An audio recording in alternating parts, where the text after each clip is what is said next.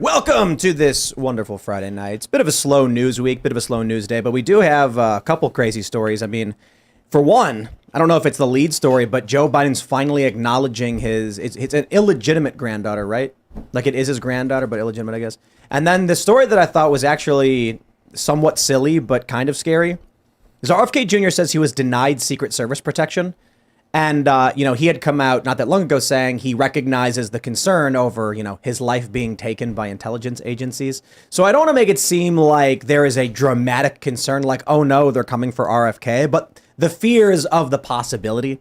And then when you hear that they're like, yeah, we know you're polling at 20% for the Democrats, but we're not going to protect you. It's kind of like, okay, I guess. Like they're supposed to do this at this point, I believe, polling at this level, but I guess we'll see what happens. And then there's a bunch of other stories, I suppose. Starbucks is a good one. They're being sued because the woke policies that were recommended by the Obama administration are actually illegal because wokeness violates the 1964 Civil Rights Act. We'll talk about that. But also, we're going to talk a lot about Canada. A lot of crazy stuff happening in Canada.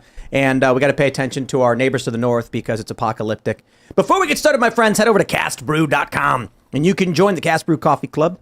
You'll get 3 bags of coffee every month when you join that club, and it's fantastic. The best coffee you'll ever have. It's the best coffee I've ever had. And the good news is we're able to get back in stock the pumpkin spice and the I guess Stand Your Ground is still sold out.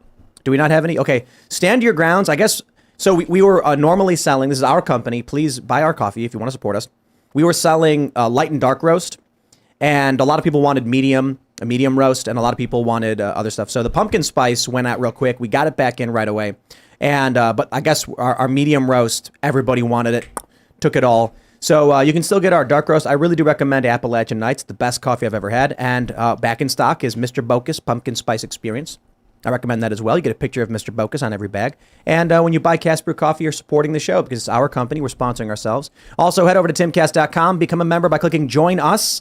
Monday through Thursday, members-only shows. If you've been a member for at least 6 months, you can submit questions and actually ask our guests some questions. And also, if you sign up at the $25 per month level, we have a gatekeeping thing to try and keep out nefarious actors. Smash that like button, subscribe to this channel, share the show with your friends. Joining us tonight to talk about this and so much more is Viva Frei. Good evening, afternoon. Evening, it's 8 o'clock. Afternoon in the West Coast. Tim, everybody. Yeah, well, I said before we were talking to friends, like, I'll make sure to get a dedicated bit about the madness in Canada, because I'm not sure that enough people are sort of paying attention to what happens north. It trickles down, if it hasn't already gone to like New York State, California. But it's madness in Canada, and it's not clear that people in the States are very aware of it or paying the requisite attention to it. There's this woke principal who just took his own life because a woker person accused him of not being woke enough, and thus he was racist. And so I guess the trauma of being ostracized from the cult must be tremendous. It's another terrible story. There's obviously underlying mental issues going on with someone who responds to being called racist or canceled to that degree. But it's madness. It's the snake eating its own tail. It's the revolution eventually devours its own children, and we're nearing that point. Yeah. Well, we'll talk about all that. Thanks for hanging out, brother. Thank you for inviting. We got Phil Labonte of All That Remains. How you doing? I am Phil Labonte, lead singer of All That Remains, anti-communist and counter-revolutionary. I am Ian Crossano. Thank you, Phil. Good to be here. Good to see you, David, as always. If people call you Viva Frei, I'll call you David Frei. Well, it's Freiheit, which means verbatim freedom in German. Yeah, it's Viva Frei. Not that I care. I'm not sensitive about that. What does David mean? David means son of... I have no idea. So, but freedom, your last name means freedom? Verbatim. In German, Freiheit. Frei is free, and Heit is the state of being. So Fahrenheit is, Fahren is warmth, and the state of being warmth, hence you measure temperature with it. Dude, it means awesome. Beloved. David means beloved? Freedom. Yeah. How do I not know that my first name means beloved? Well, let's go from there. Okay. That's a nice start. What's up, Kellen? Hey, what's going on, guys? Pressing the buttons over here. My name is Kellen, and, Drake is one of the biggest rappers in the world, and he's Canadian. So be careful, from the guys. Hebrew name Dawid, which came from the Hebrew word dad, beloved. Beloved freedom. I like it. Wow. I'll keep it. I'm not changing my name. Beloved freedom. Jeez. Heck of an I got goosebumps. Let's start. Should we jump into the news? Kellen, you let's do should. it. Yeah, Let's we're do it. good. All right, we got the story from the post-millennial. RFK Jr. says Secret Service won't provide protection as they do for every major presidential candidate. You're literally the poster child of why presidential candidates need protection, one Twitter user responded. On Friday, RFK Jr. said that he had been denied Secret Service protection, a resource provided to all major presidential candidates since 1968, when Kennedy's father was assassinated during his campaign. After numerous requests to the Department of Homeland Security-led panel, Kennedy said that Secretary Alejandro Mayorkas handed down the official verdict, telling Kennedy that protection was not warranted at this time. I love it. They say Secret Service. So there's context added to his tweet on Twitter. I'm sorry, on X. They changed the app now. And in the App Store, it says X. They say it's afforded to major candidates within the period of 128 days from the general election. Typical turnaround time for pro forma protection requests from presidential candidates is 14 days, Kennedy said on Twitter. After 88 days of no response, and after several follow-ups by our campaign, the Biden administration just denied our request. And here's where the story gets fun. Did you guys catch those numbers? Oh, God, no. No, I saw someone tweet about that. We don't have to talk about that, do we? Yeah, I think we do because I don't know. What's going on. RFK is being attacked by the left for having the numbers 14 and the number 88 in his tweet. Everything is stupid all Everything the time. is stupid all of the time. Can I ask the stupid question? 1488 now, for those who may not know that are watching. Wouldn't be me, I know what it means. What's the reference of 1488? It's just two Nazi numbers. Okay, there's a good reason why I might not know that then. What's amazing about this, it's not, the way they say it, it's not warranted at this time. Setting aside, it's all like politically manipulated determinations. Oh, well, when you reach this threshold, we'll give it to you. What I find very concerning about this is that announcing that he's not getting it itself could be misconstrued as something of a dog whistle, letting the entire general public know he doesn't have Secret Service protection. And it could just be an error. I mean, the post-millennial points out they usually provide it within 120 days. I thought it was a polling thing. I guess I'm wrong. Well, it's a no-brainer thing, is that it's RFK, RFK Jr., whether or not he even wants Secret Service protection, given what has gone on in the family history, especially his father, because there is a conspiracy theory as to who might have been the actual shooter of his father. Announcing it, to the extent it's not an outright mistake, just let everybody know he's sitting goose. I don't want to use hyperbolic expressions, but they let everybody know. He'll have to get his own security. Fine, he might be better off with his own security, but to let the entire general population know, RFK Jr., we're not protecting him. I was just watching a documentary about his father, Robert Kennedy, who I have massive respect for, and I don't want to get any of this wrong, so I don't want to tell the story like I know exactly, but he was assassinated, I believe. He gave a speech. He was in a hotel, the Ambassador Hotel, is that where it was? I'll get mistaken on the names as well, but going through the kitchen. He went through the kitchen. Where he was directed to go in a spot where he wasn't supposed to go.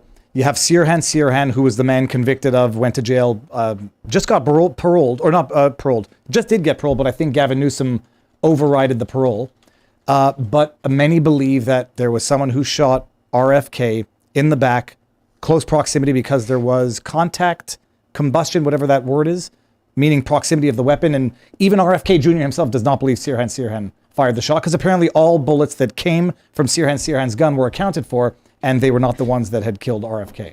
And RFK was told, don't go through the kitchen. Is that right? His security, but he didn't listen to them and he went through the kitchen? Or was it some other thing? I think it was the other way around, where they directed him through the kitchen where he should not have gone. As far as I know, is there a real-time fact checker here? I mean, I can pull this up. I can pull up the... And then the theory is that one of the theories is that it was actually his newly appointed Secret Service who was behind him, from which he was shot, who purportedly, through this theory, might have been the one to pull the trigger. So that's why I brought it up, is that weird, conspiracy theory that it may have been his own Secret Service or someone in his own party that did it. Early plug, if anybody really wants to know the RFK Jr., RFK, JFK conspiracy theories, Mark Robert, Eric Hunley, America's Untold Stories. I mean, they go into this, they know it like an encyclopedia. And I've learned it from them, but that's my understanding. I'll read a little bit here from the wiki. It says, Kennedy planned to walk through the ballroom after speaking on his way to another gathering of supporters, but reporters wanted a press conference. Campaign aide Fred Dutton decided that Kennedy would forego the second gathering and instead go through the hotel's kitchen and pantry area behind the ballroom to the press area. Kennedy had welcomed contact with the public during the campaign, and people had often tried to touch him. Soon after Kennedy concluded the speech, he started to exit through the ballroom when Barry stopped him and said, "No, it's been changed. We're going this way." Barry and Dutton began clearing the way from Kennedy to go left through swinging doors to the kitchen corridor, but he was hemmed in by the crowd and followed Maitre d' Hotel Carl Uecker through the back exit. Uecker led Kennedy through the kitchen area, holding his right wrist, but frequently releasing it. As Kennedy shook hands with people whom he encountered, Uecker and Kennedy started down a passageway. Kennedy turned to his left and shook hands with Juan Romero, just as Sirhan stepped down from a low tray stacker beside the ice machine, rushed past Uecker, and repeatedly fired an 8-shot 22 caliber long rifle, Ivor Johnson Cadet 55A revolver at point blank range. Kennedy fell to the floor. Others, including George Plimpton and Grier, tried to disarm Sirhan as he continued firing his gun in random directions. 5 other people were wounded. So is the theory that he did shoot but missed? The theory is that he did shoot. All of his bullets were accounted for because they held his hand as he's firing and injuring other people. And the theory is that all of the bullets from Sirhan were accounted for, which means the mortal shot came from somewhere else. And there was an issue, if you can find it there. What is it called when the muzzle is pressed up against the, close to the body as it shoots? Yeah, but then there's like a combustion discharge indicating that it was done from, inches. And I forget who the Secret Service newly appointed was. He recently died. He said RFK had like point blank residue or whatever. Yes, and he was the one standing behind him, so he was allegedly the only one who could have fired the fatal shots through the back. And RFK Jr. has come to this determination as well. He does not believe that Sirhan fired the fatal shots. There's no question that Sirhan fired shots, and all of them were accounted for. From a bird's eye view, just objectively, the assassin was in the kitchen waiting for him, and people right at the last minute said, "Hey, we're going to change paths and move you through the kitchen." So, like, powder what burn, in the hell? Powder burn. They just happened to move him through an area where there was an assassin. So what it sounds like, based off what you're saying, I don't know this is true, I'm just saying, based off what's being told, it sounds like Sirhan had accomplices high up that were to bring RFK into this place. Maybe he wasn't even the organizer or whatever, but somebody wanted RFK dead, and this guy was supposed to be the guy to do it, but he failed, and then someone had to clean up, finish the job. Now, I am not the expert on this. I have only picked the brains of the expert. Barnes, America's Untold Stories. That is the theory, that all of those bullets were accounted for. They were not the fatal ones, and to make sure it happened, there was this a new hire, like a brand new hire. The individual recently died, and that's the theory. So whether or not RFK Jr. even wants, I won't say deep state, the administrative state's protection. I mean, that might be more dangerous than not. That being said, this might be one of those situations where it's going to be damned if you do, damned if you don't, because he doesn't get that. Now they make the announcement, RFK Jr.'s left to his own devices. So, Yeah, I wonder. I think it may be fair to say, well, presidential candidates typically get 120 days out, but don't families of politicians who have, wouldn't this be a special circumstance? Doesn't Hunter Biden obviously has Secret Service protection? His dad's currently the president. Yeah. I can understand that. But this is like a special circumstance where I think, but perhaps it's just not procedural. Who knows? But announcing that it's not there is an act of politics. Right. And denying it is an act of politics. Whether or not they even offered, he says, okay, I'll take yours and I'll take my own protection as well. Because, looking at Donald Trump, even if they offer some protection, I'd make sure to have my own that I can trust as well. But I think it's important to clarify, too, the 120 days out thing is not particularly relevant to the story. What everyone's saying is, why would you get protection? It's not 120 days out. RFK Jr. did not say, I am seeking a request for a presidential candidate under the procedural whatever. He's saying, I am asking for this in general, period. That's it. Because of his family history, because of the threats against him, because of, because of his high profile status and the media smears, he's asking for it. He was denied it. He thinks he deserves it. Maybe he doesn't, whatever. But I think it's a cop-out to be like, but candidates only get it 120 days. No. RFK Jr. asked for it, didn't get it, and he complained about it. End of story. He needs it. It's a no-brainer. To announce it is as much of a dog whistle as I can imagine is a dog whistle, especially from a party that always complains about the dog whistles. It's apparent. It's apparent. Hey, guys, but we've denied him Secret Service protection. Dave Smith tweeted about the 14 and the number 88 in the tweet because people are like, oh, it's like, come on, dude.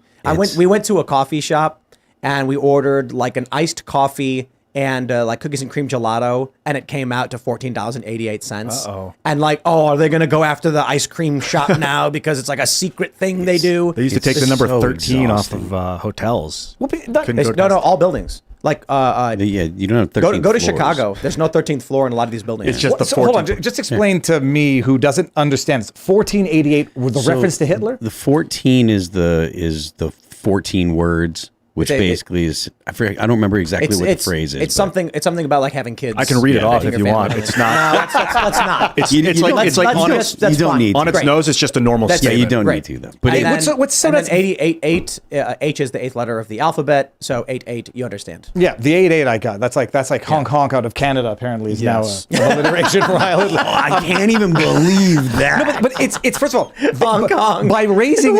Oh no, it's not Because honk of the honk. truckers, they HH. were if they Yes, honked but their it was horns. also the Clown World meme. Yeah. And when people would post the videos of like the little clown Pepes, they were like honk honk is Yeah. HH, therefore. I got to make a correction. The 14-word slogan is very racist. It's not a normal thing. Yeah, someone would say. that's I didn't read the whole exactly thing. why.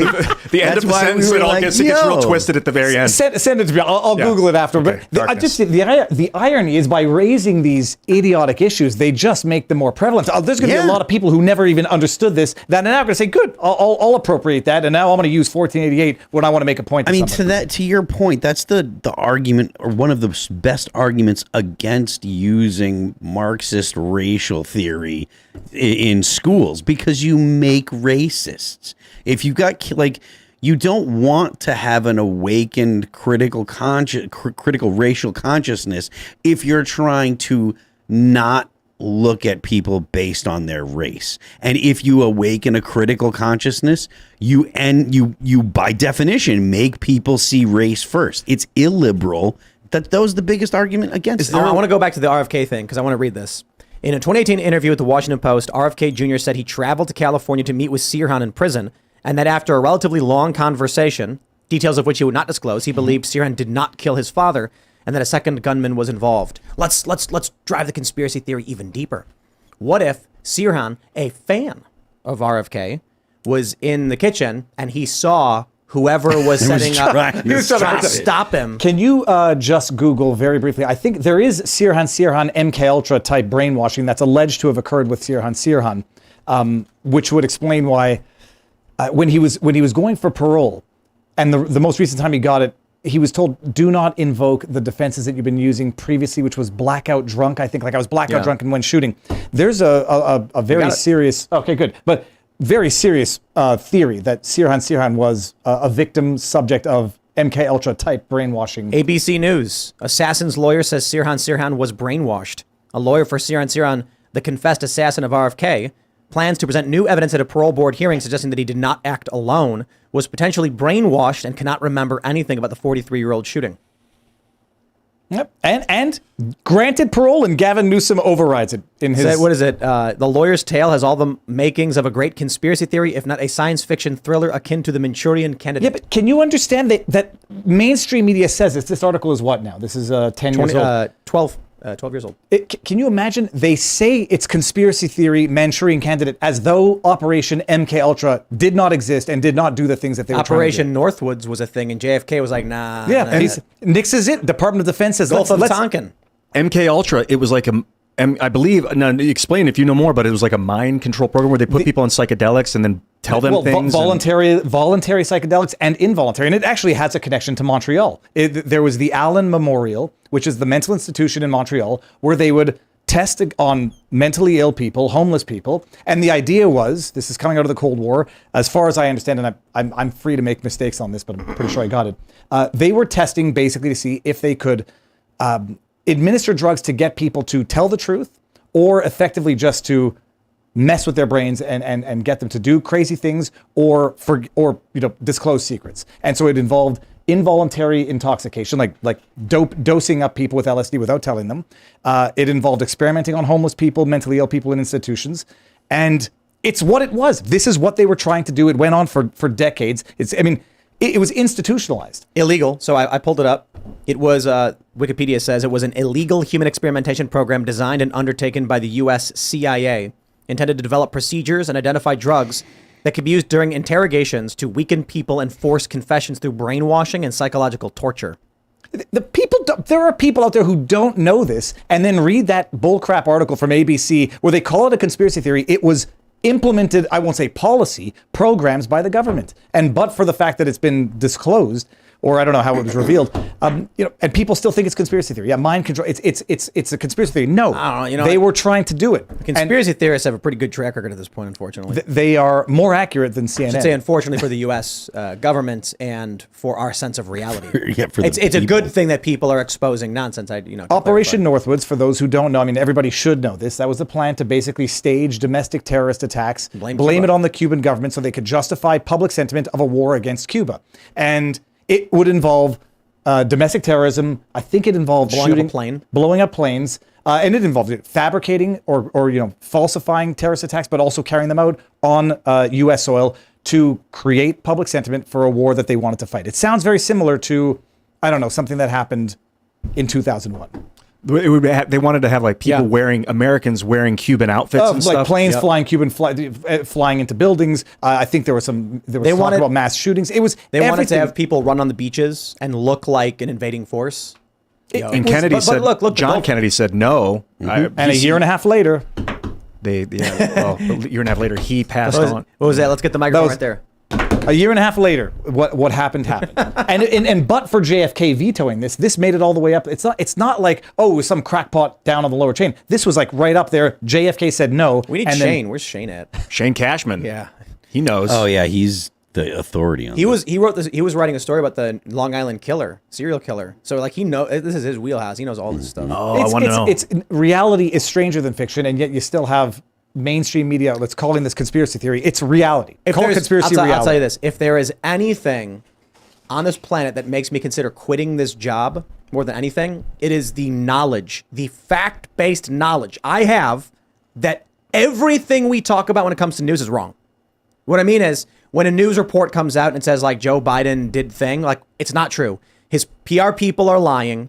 Spokesperson is lying. The journalists are lying. And then when it comes to war and conflict in Ukraine, the intelligence agencies are lying. And so I'm like, I know right now there's two dudes in the CIA and they're like hanging out in a break room. Timcast IRL is live. They're sipping their coffee and they're laughing, being like, these morons don't know what they're talking about.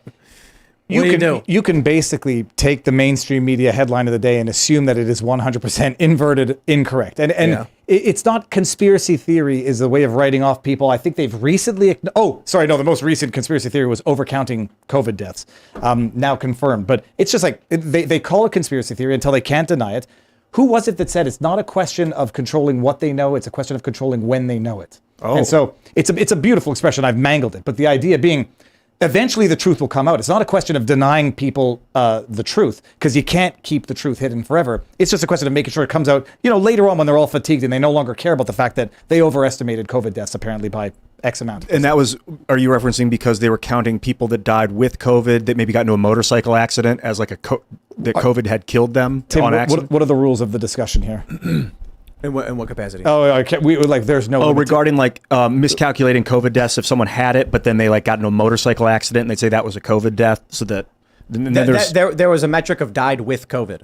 And I think you understand that it means quite literally what it says. No, for sure. Well, I meant COVID the rules in terms of not getting in trouble. I don't know. To discuss it. No, the COVID stuff's pretty cooled down now, but I just don't make claims that I don't have evidence for. But the whole medical stuff is what they're actually going after people for. Okay, well, I don't know, whatever. I'll just report what they announced in Canadian news, and the doctor said, we were not distinguishing died with versus died from COVID.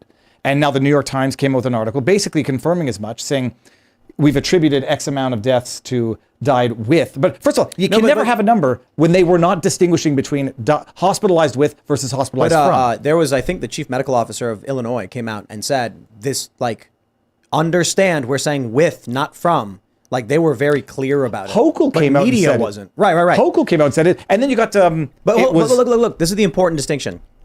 The media lies. Oftentimes, I think this is what Alex Jones said. They will tell you there's a bear trap, and if you're too stupid and you walk into it, it's your own fault. You had Illinois, you had Hochul, you had politicians telling you outright, explicitly. They weren't lying. They were saying died with, not from. But the media would then insinuate or write things to make it sound a certain way. Yeah, I think they were indicating it on the death certificates in a way that would allow for this confusion. You reminded me of one when the media... One last thing. Go for it. Always go and talk to your doctor about what's right for you. Don't take medical advice from podcasters. That's if Continue. you trust your doctor. Now, if you come to like the black pill, Viva, who do you trust anymore? You have to know a doctor to be able to trust what they're telling you. Absolutely. Yeah. And so have a conversation with them if you can. Look, if I always say this, like if you've got a plumber and you don't trust them, you should not have that plumber. Yep. If you got a doctor you don't trust them, find one you do trust. And everybody says to me like, oh, all the doctors are bad. I'm like, clearly not all doctors are bad, right? Like Trump has doctors. Of course, he's getting good treatment. There's celebrities and stuff. People say, yeah, it's expensive. Trust me, man.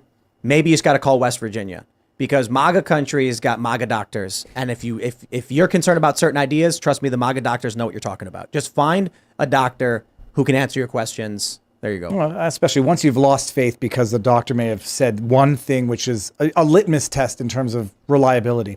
But I just remember the headline to say when the media says something, if you bet against the media headline, you'll probably be right more often than not. I don't know if you heard about this out of Canada when there was allegedly a protester calling Justin Trudeau a pathetic Jew. I don't know if you heard about this. No. So it was the Friends of the Simon Wiesenthal Center who put out a tweet saying anti-Semitism is out of control. We can't tolerate this hate. A protester calling Justin Trudeau a pathetic Jew. Is Justin Trudeau Jewish? No, we'll get there. It's even worse.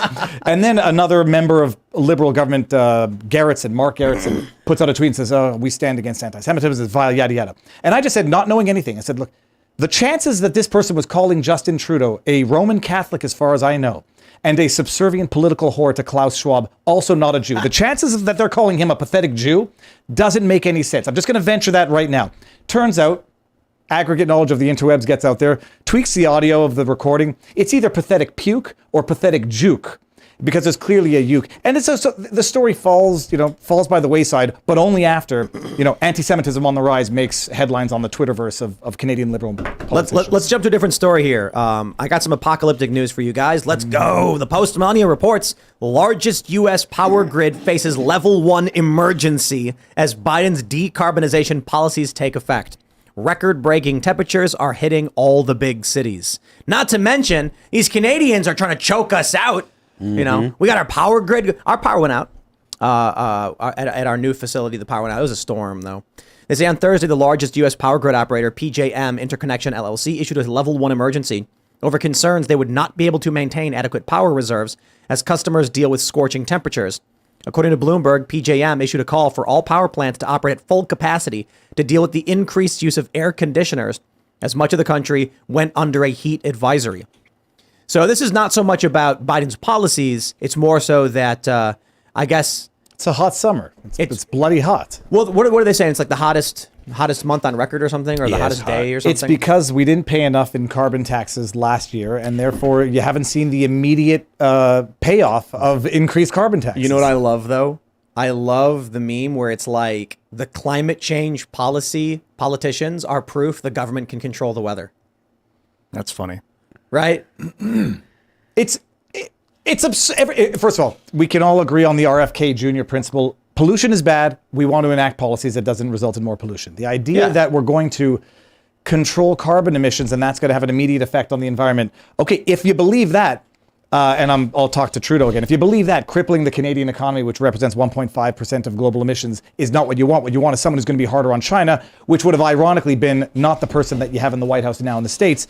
So it's ass backwards from beginning to end, even if you believe the premises of the climate act. Look, but I don't. I think that trying to stop people from producing waste is a misguided effort. They're going to poop. They're going to burn stuff to stay warm and to stay cool. You need to reuse the waste. We need a global effort to reuse the carbon dioxide and methane coming out of those machines. True, but I don't think when people are talking about that type of reducing waste, I'm curious to know, in Canada, by the way, now you can't get plastic straws. So it's all this paper straw. At all. Can't get plastic cutlery. So you're getting, I don't know what it's made out of. I don't know what the environmental footprint. It might be like cornmeal stuff. Yeah. Straws are paper. Straws are actually paper. So you go get a Starbucks coffee. You better drink it fast because your straw's not going to last. That should be the new logo for Starbucks. Hold on. What if we replace straws with cookies? You ever had those cookie straws? No. I mean, this sounds delicious. What they do is they line, it's a cookie, and the inside's lined with chocolate. So when you're drinking, it doesn't dissolve and then you eat the straw afterwards. Yeah, and then you're going to get diabetes and all sorts of other issues. Come on, just a cookie what's giving you diabetes is the cookie crumble mocha frap with 2 pumps of vanilla and caramel on top. if you just did a regular cold brew with a cookie straw, you're good. But yeah. But the thing that I do wonder, I don't know what the carbon footprint or the emission footprint is, even of the corn compressed meal cutlery or the paper straws, the dye that goes into that. Like, I don't know what the cost benefit has been done to determine that this is better for the environment than that, other than a simple plastic bad, this is paper, therefore it's good. If you don't know how the process, what goes into that in the first place, it could be even worse. Like electric cars could be even worse than gas cars. I think we should ban air conditioners just outright. Today. Yes, right now. And Based. you know what I'm thinking? I'm thinking we want to crank the heat up on the people who don't work, who are entitled, who are demanding. So my attitude is like, let me tell you, if tomorrow, aliens came down and just went like, "Nyeh," and pressed a button and all air conditioners disappeared, I would be okay. Now, in all seriousness, a lot of elderly people and people who are at risk, we don't really want that. My point is, we have such luxury, and the pollution, all the stuff we're talking about, it's typically not the people listening to this show. It's typically not the people in rooms like this. When you come out into the country, what do I see? Solar panels, generators, chickens, septic systems. The people who live outside of cities are living substantially more sustainable lives than people in the cities. The people in the cities are overwhelmingly Democrat, voting for policies. Why? It's obvious. They want things, and they want to make sure that everyone has to cut back so they can maintain their standard of living. It scales up. The ultra wealthy. We talk about them buying property on beachfronts and flying in private jets. They say everyone's got to cut back. Everyone's got to cut back because of global warming. What they're really saying is, if you don't cut back, I don't get to fly on my jet. You all better cut back so I can keep flying on my private jet. Yep. Because I'm important. My time is important. I'm needed. Oh, because it feels good. Got to spread the word. You got to go city to city complaining about carbon emissions. We love air conditioning. That's my point. And there are people in these cities who have everything handed to them. Fresh running water, clean running water, refrigeration, air conditioning, and they complain they deserve more. And I'm not saying people don't deserve to live better lives. I'm just saying, like, at a certain point, you got a big city. It is polluting like crazy. It is concentrating human waste, and not just in the biological, but in the consumerist Pharmaceuticals, fashion. all that. Pharmaceuticals, plastics. People out in the middle of nowhere are not large contributors to a lot of this. Look, we have our own eggs. People who live out in the country, they're more likely to have backyard chickens. They don't go and buy plastic cartons of eggs. They are less likely to contribute to the problem. But in these cities, they're voting for policies to force the people who are doing things right to live crappier standards so that they can maintain their awful standards. Well, I don't get, I think that the mentality is, okay, they want to shut down some power store. I don't know what Biden's plan is right now that's threatening to annihilate our electrical grid, but it's like, okay, too much air conditioning, but it requires the pollution to get the air conditioning. So we need to make these people suffer by turning off their air conditioning. Am I getting this out properly? I'm not literally. No, this is what I think the Biden mentality is like, we need less oil burning. So we need these people to they're going to have to suffer. They're not going to get their air conditioning because the only way for them to get air conditioning is to create pollution, and the pollution's too dangerous. So he's going to make people use less electricity. I don't understand. I got solutions for everybody. We can build structures that remain cool. I was going to say, you're talking in the big city environment. You are talking about more pavement, more heat in and of itself. Yep. Out in the country, it's green grass. It's still hot, but like you say, Tim, I mean, I notice a lot of open windows and clothes drying outside instead of in dry clean in drying machines, whatever they're called. I mean, if we fundamentally changed the way we build homes and we built down instead of up, they'd be cooler. So we have at our studio we have geothermal heating and cooling. Underground tends to be around 50 some odd degrees. So when it's cold outside, you concentrate heat from underground and start bringing that in. Granted, there's a little bit more to it. But for our air conditioning, it's ridiculously low energy relative to compression because all we are doing is pulling heat from the room and then running it underground to dissipate it where it's cold. So it's a lot easier and cheaper to cool. You could build downward structures and not need heavy air conditioning. In fact, back in the day, how would they keep food cold to preserve it? They put it in the basement. Mm-hmm. Now it's the craziest thing that we've abandoned all of that basic pantry stuff because we just have refrigerators. It's like, well, we should do both. I mean, we shouldn't get rid of good traditional practices which save energy and prolong life just because it got easier. But this is the reality of it. In France, people can't ride horses anymore because we have cars, and we say nobody needs to learn how to ride a horse anymore. Well, there's a funny meme about cargo ships using kites to preserve energy, and they're literally doing this. Kites are very different from sails, but it's a similar principle. Sails you can actually sail. I'm not a sailing expert. Many of you listening probably know, but I know that you can go like 45 degrees at the wind and then tic tac left and right to sail, forward when the wind is blowing at you. That's how you move in that direction. Kites, more so, is what I was told by a sailing guy. They launch when they have the wind at their backs. Why did we ever stop using that? Simply because we invented the combustion engine or the steam engine, right? We should absolutely utilize these things. But you know what? If my recommendation to people is to learn where in your life you can do these things because it cuts your costs. Like having your own chickens, growing your own food. First of all, chickens are great. Your chickens put out, I was talking to someone earlier, like 10 to 12 eggs a day. No, it's like 30. That's a lot. We have many chickens. I think when it's hotter, they make more. That's amazing. I was thinking Not too hot. You have an animal that craps out food that you can eat for breakfast, and then eats you bugs. eat it, and then you crap it out. And It's like the circle of life. They eat the bugs and give us eggs. The eggs are And so they make good. more, unless you're eating eggs every day, you're going to fall behind. If you have, We can't more keep than a up, handful. dude. We have 30 employees, but it's not like everyone's going to eat an egg every day. So we made deviled eggs the other day. We had a bunch. Those are good, by the way. Yeah, very delicious. In France, they did it's like a green roof policy in 2015 of March, and it says that all new commercial buildings need to either have plants on the roof, partially covering the roofs, or solar panels. Yeah, we Apparently- have places like that in U.S. cities. The problem is, like Tim was saying, they have large pollution centers, these major cities, and each 10, 15-story building is all glass.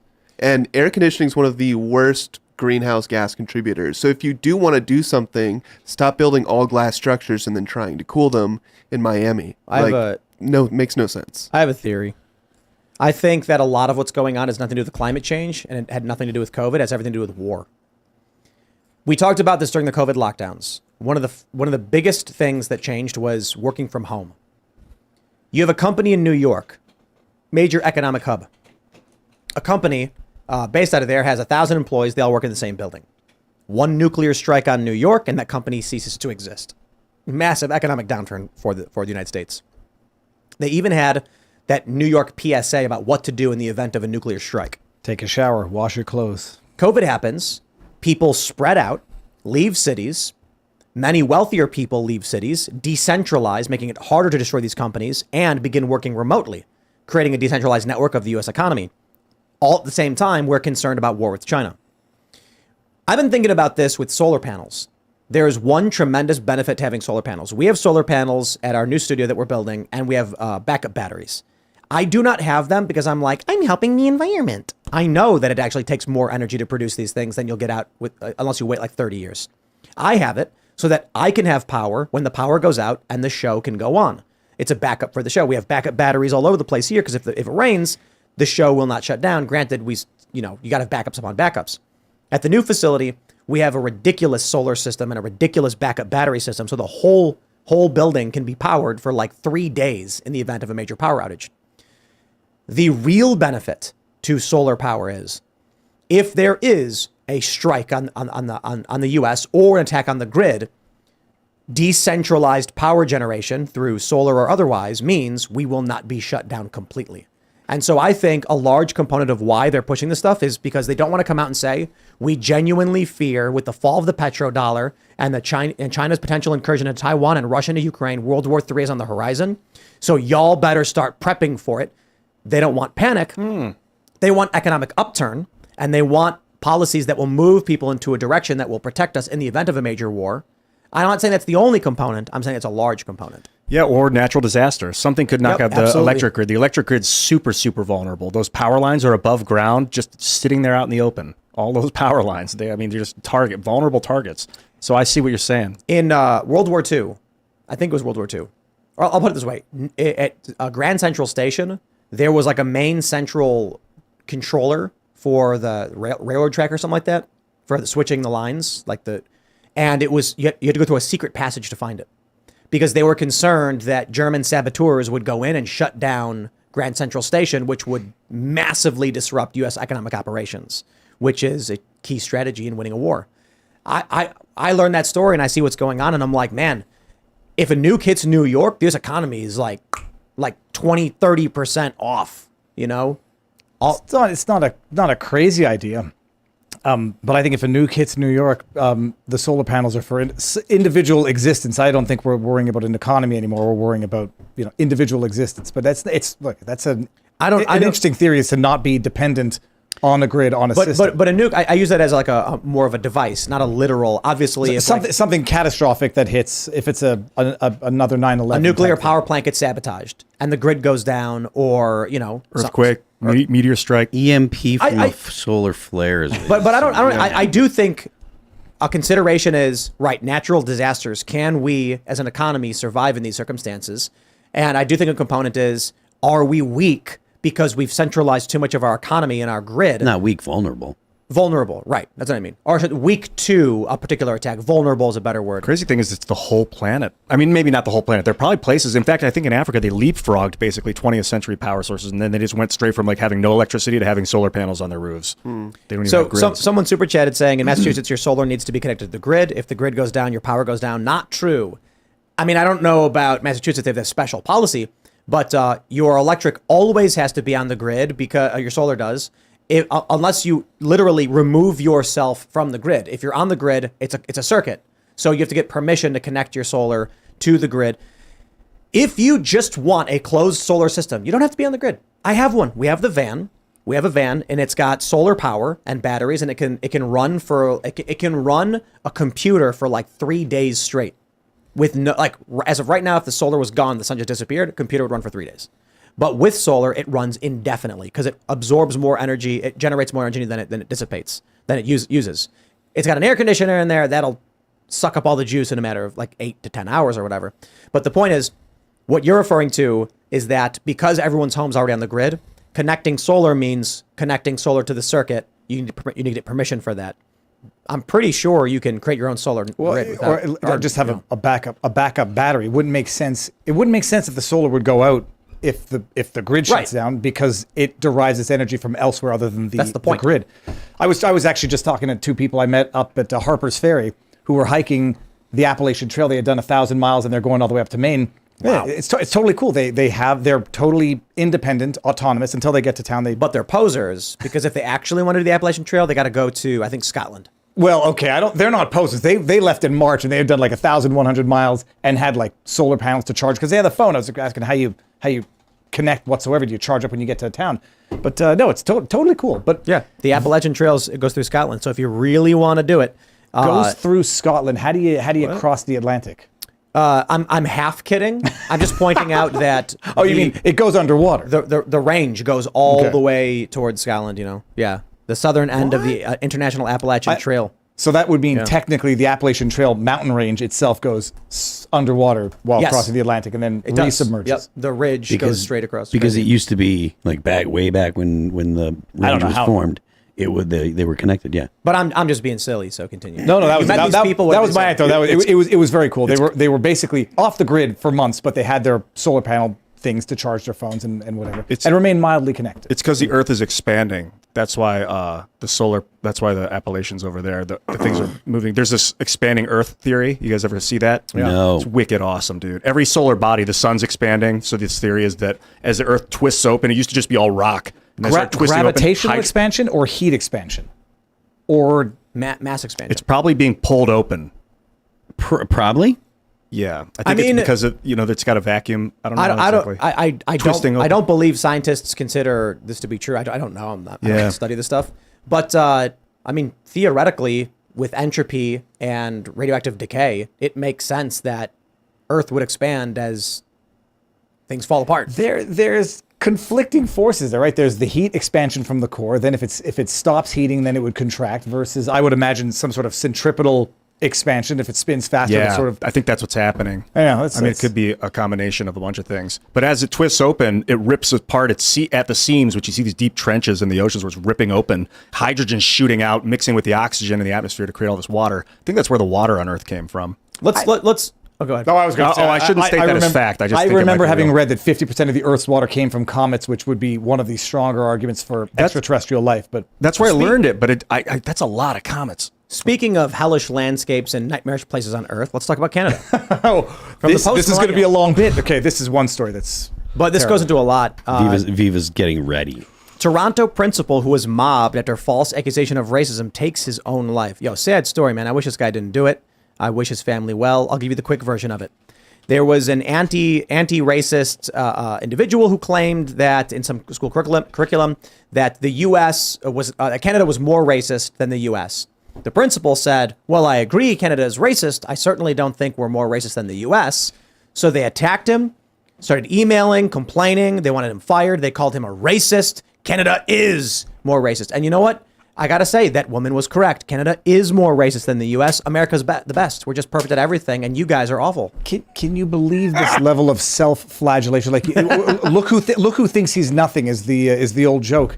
First of all, it's terrible. There's obviously anybody who's going to take their own life because of circumstances like this. There's, I would suspect, more deeper underlying psychological issues.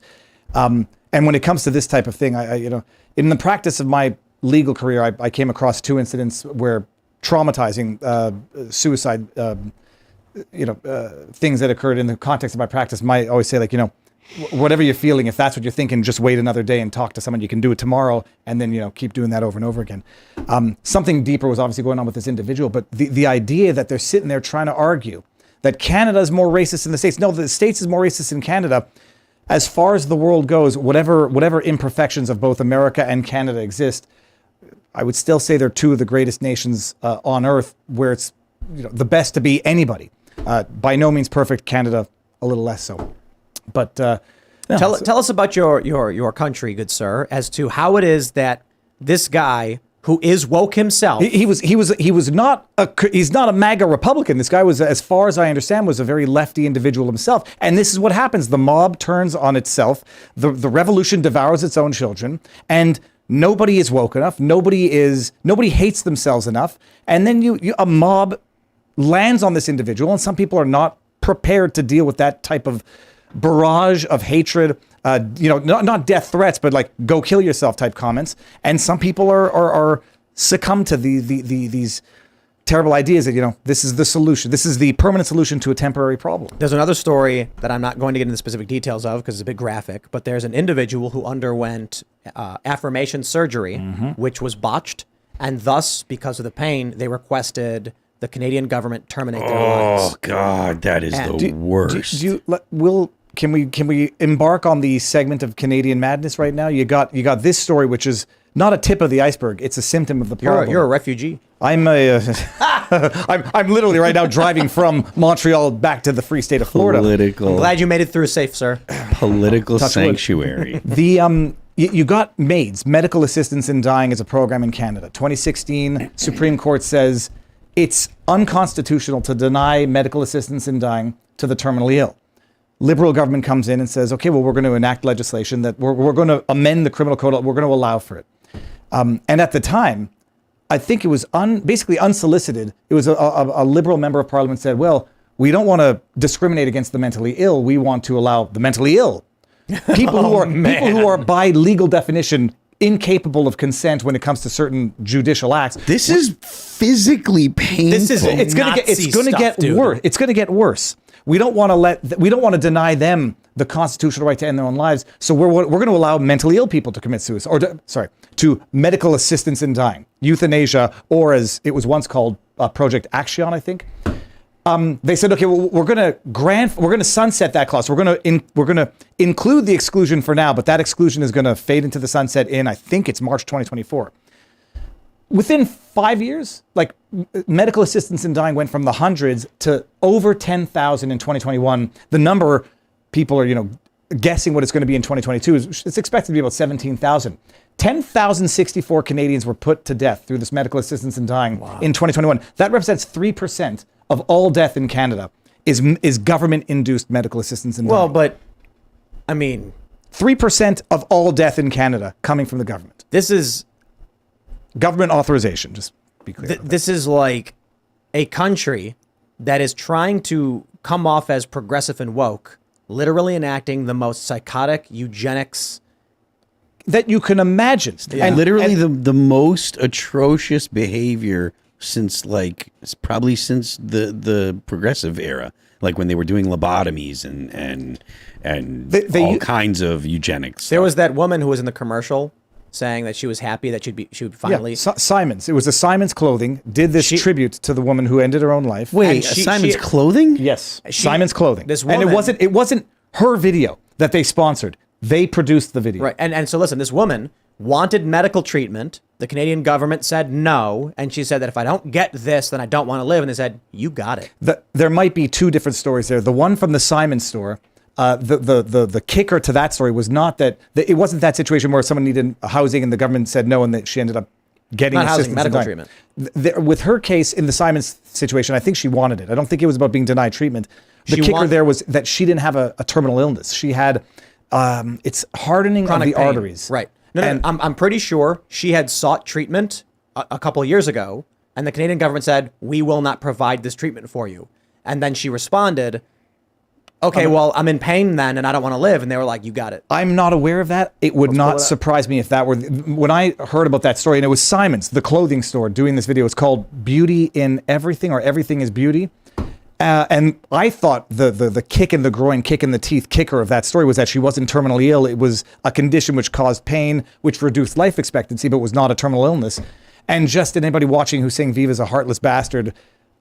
having lived through close family members who've died of cancer, my father-in-law, I can understand it, and I actually do support the idea of ending someone's suffering and misery when there's no prospect of. She wanted to live. Woman featured in Praise Edition wanted to live. Save friends. National Post, December. I feel 5th. like I'm falling through the cracks. So if I'm not able to access health care, am I then able to access death care? She said in a CTV interview.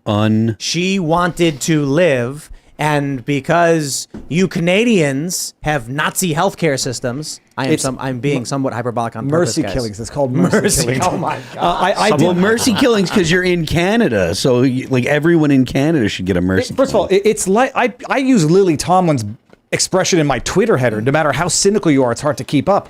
I feel like I'm as black-pilled as I was going to get, and I was not familiar with this aspect of the story. Yeah. The aspect that I knew is that she wasn't terminally ill. That was shocking enough. It was a chronic pain thing. And now, by the way, they want to extend it to minors. They want to extend it to minors without the consent of the minor if the minor can't consent. What? And it's not like, don't worry, it's not going to increase healthcare costs. It might actually save healthcare costs. That's what I feel like this that's a is. motivation. Like, is there like some billionaire out there who's just sitting in his chair being like, I hate Canada?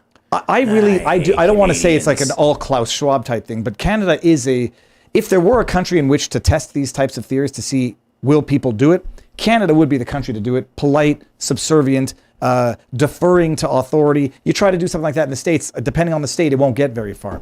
But that's one aspect of the madness in Canada. You got your maids. We'll see what the 2022 numbers are. If I can 3% of all death. 3.03%, 10,064. The number's only going to be more in 2022, and by a lot. Is that but the largest cause of death is probably like heart defect or like heart disease or something. I would imagine. I thought it was dementia for a little while, but it seems that very recently deaths of unknown causes, at least in Alberta, overtook dementia as the leading cause. I want to of hear death. more about the madness, but first I feel like this is like a response to, maybe not directly to COVID, but like in America, we've got a lot of homelessness now. A lot of people are going on the street. So it's like if you're suffering from despair. There was a poll, apparently a poll in Canada, Tim. You can find this one. It said I think it was like a third of all Canadians supported medical assistance in dying for homelessness. There was a woman. There was a woman who had multiple chemical sensitivity, allergies, severe allergies, couldn't find proper housing, applied for medical assistance in dying, got it. And then you know when a vet calls up for PTSD services and they unsolicited mention, have you thought about killing yourself? This is a true story. What is the motivation for the state to say, no, we do not approve your request for medical aid in dying? There's the only incentive is to approve it. And it requires two professionals to agree to it. Yeah, then it's and all of the incentive, the financial incentive from the state is that it saves money because they're not going to be getting health services for the rest of their life. We'll try and do some math real quick. There, you said it was 3%. 3%, 10,000 deaths was 3% of the annual deaths. You got to go reverse from there to get the total number of deaths. What is 3% of 100,000? 3,000. 3,000, very easy. I just Google searched who.int, top 10 causes of death in Canada, and I think this is Canada. Maybe it's not. I pulled up a couple of them, but because they break down death by all these very specific things, it's not necessarily fair to say that MAID is the leading cause of death, because there's a bunch of different ailments that are leading people to want to end their lives. But if you were to just say, outside of any diagnosis, the government taking someone's life is the cause of death, I believe it would be the number one cause of death. It wouldn't be the number one, but it would be, I mean, it would be top 5. It wouldn't be number one because, look, 3% of the aggregate deaths. I'd have to refresh my memory on that, but it wouldn't be number one because number one were things like cancer, heart disease. And to clarify, the government's not taking their lives, it's authorizing them to take their own. The government is authorizing medical professionals to authorize and administer. And by the way, you want to get one next level down into this conspiracy theory rabbit hole of insanity. Nova Scotia, New Brunswick recently enacted, they called it the Allen Law in Nova Scotia or New Brunswick, I forget which one, presumed consent for tissue harvesting.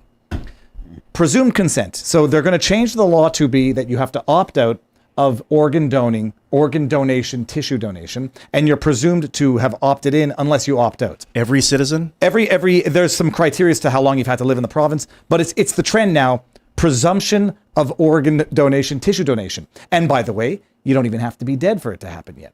You can have a medical I forget what they're called, not the coroner, but basically someone determined you're close enough to dying. So therefore you're presumed to have surrendered your tissue. You were right. The stats I was looking at wasn't conveying the numbers in a way that was easily translatable, so that was wrong. Cancer is number 1. This is interesting. Canada, cancer is higher than heart disease. In the U.S., heart disease is higher. COVID is listed as number 3. Accidents, cerebrovascular diseases, chronic lower respiratory diseases, then diabetes. So it would be the 7th leading cause of death. However, the way they probably classify it is, I don't know exactly if here's what I imagine they would do. If you have cancer and then you ask the government to take your life, they'll say it was a cancer death. Is that 2021? I think that David was saying it was from 2021. Yeah, 2021 with the numbers. So this is 2020. There is also some theorizing that the numbers for medical assistance in dying are actually underreported. That's something that we'll only find out in due time. The information will come out. They're just going to control the way it comes I got to know a little bit more about the madness. But first, how black-pilled are you on a percentage, 1 to 100? The struggle is not to give up. The struggle is just to remain cheery and remain good-natured as I've always been. I mean, I will. It's just the struggle is to remain optimistic and not happy, but cheery, I guess, and to not become cynical, jaded, and angry. Fulfilled? Because I think happiness and fulfillment are two different things. Well, that's it. I mean, I'm feeling definitely fulfilled in terms of the ikigai that I found in life now. But it's difficult not to get cynical to the point of saying, holy crap, I don't really want to go into the mountains and just live alone, but nor do I want to lose faith in humanity. But I might be close. Well, you don't got to live alone. You just, buy a studio in the West Virginia mountains and, hire some people. Tim, you've certainly, I come here and say, yeah, I can get used to this. Although I've kind of built my own refuge at my house. We've a one-room studio and we live with our family in a good community. Do you have chickens? I do not have chickens. We can't have chickens where we What? are. I looked into it. It's terrible. In Florida? Yeah, well, in Florida, it depends on It's got, like you have an HOA or something? There's HOAs and all No. Yeah. Where I live- Dude, I said I wouldn't do an HOA, but whatever. It happened. HOAs. But just to get to the madness, we have our own January 6th type madness. So very few people, I think, in America have ever heard of the Coots 4. These are 4 individuals who have been detained since the trucker protest. These 4 individuals were basically, the accusations against them served as the basis for invoking the Emergencies Act under Justin Trudeau, because the accusations were this peaceful protest in Ottawa, there was equal protests out in a place called Coots, Alberta. And these 4 individuals, allegedly, according to the charges, conspired to commit murder against an RCMP officer. That's a Royal Canadian Mounted Police officer. These guys are neo-Nazis? These guys are, 3 of the 4 have outright clean records. They had jobs, they had families. One of the 4, from what I understand, had a record from juvenile, but was a functional adult, non-criminality in adulthood. So they're white supremacists? They're white. I mean, I guess you could fill in the blank after that. But so when the protest was happening, and you may or may not recall this, conspiracy to commit murder against an RCMP officer, CBC ran this article, showed front and center a cache of weapons that they seized. And it all looked scary. And Is that the one with the spoon in it? No. This is the one with a patch on a vest. We don't even know if they were ballistic vests. Apparently, one of them was a vest that you could only own with a license, but still lawful. So they arrested these men, February 2021, and This was the basis to say, look how violent this protest is. We need to invoke the Emergencies Act. And Trudeau invoked it. These men have been sitting in jail in remand since February 2021. No trial, no bail. Bear in mind, in Canada, the dude who ran over 4 protesters in Winnipeg, 4 trucker protesters, people suggest he was Antifa. It doesn't really matter. He ran over trucker protesters. He was given bail. An accused cop murderer in Ontario, given bail. These 4 guys have been sitting in remand, which is even worse than prison, for 4 years, and nothing. No trial. Publication bans on parts of the case, so people can't even know exactly what's going on. That's one thing. Well, you said 4 years. Is it 2.5 years? Sorry, it's been close to 2 years that they've been in jail. 4 of them. Oh, okay. 4 individuals on charge. Now, conspiracy. People are to saying murder. the trucker protest was 2022. Whatever, it was 20. It was when it was. I screwed up on the that's date. a year and a half. So they've been in there for 500 and some odd days, close to Yeah, year and a okay. yeah. Yeah, I'm not. Geez, the last 3 years, in any case. Yeah, they're a blur, man. So they were arrested on conspiracy to commit murder. The CBC state-funded media runs this photo of these cache of weapons with the RCM tree. The picture was like Trump's classified documents. Like it's as though this is what they do in an investigation. You got a pending investigation. Let's mix all these weapons up, firearms, not weapons, and make it look very scary. They arrest them. They invoke the Emergencies Act. And you may recall they invoked this Emergencies Act, froze bank accounts, came in with a militarized police force, beat the ever-loving piss out of protesters. And then a year later, they had their investigation into the circumstances leading to the Emergencies Act as required under the law. We had a 6-week hearing in front of this commissioner for the government to justify invoking the Emergencies Act, which was the replacement to the War Measures Act, in order to justify violently suppressing the most beautiful protest the world has ever seen. 6 weeks, the Commissioner Rouleau comes out with a 2,000-page, 4-volume document, which relies heavily on this one incident of conspiracy to commit murder to say, yeah, there was violence, so Justin Trudeau was justified in invoking the Emergencies Act.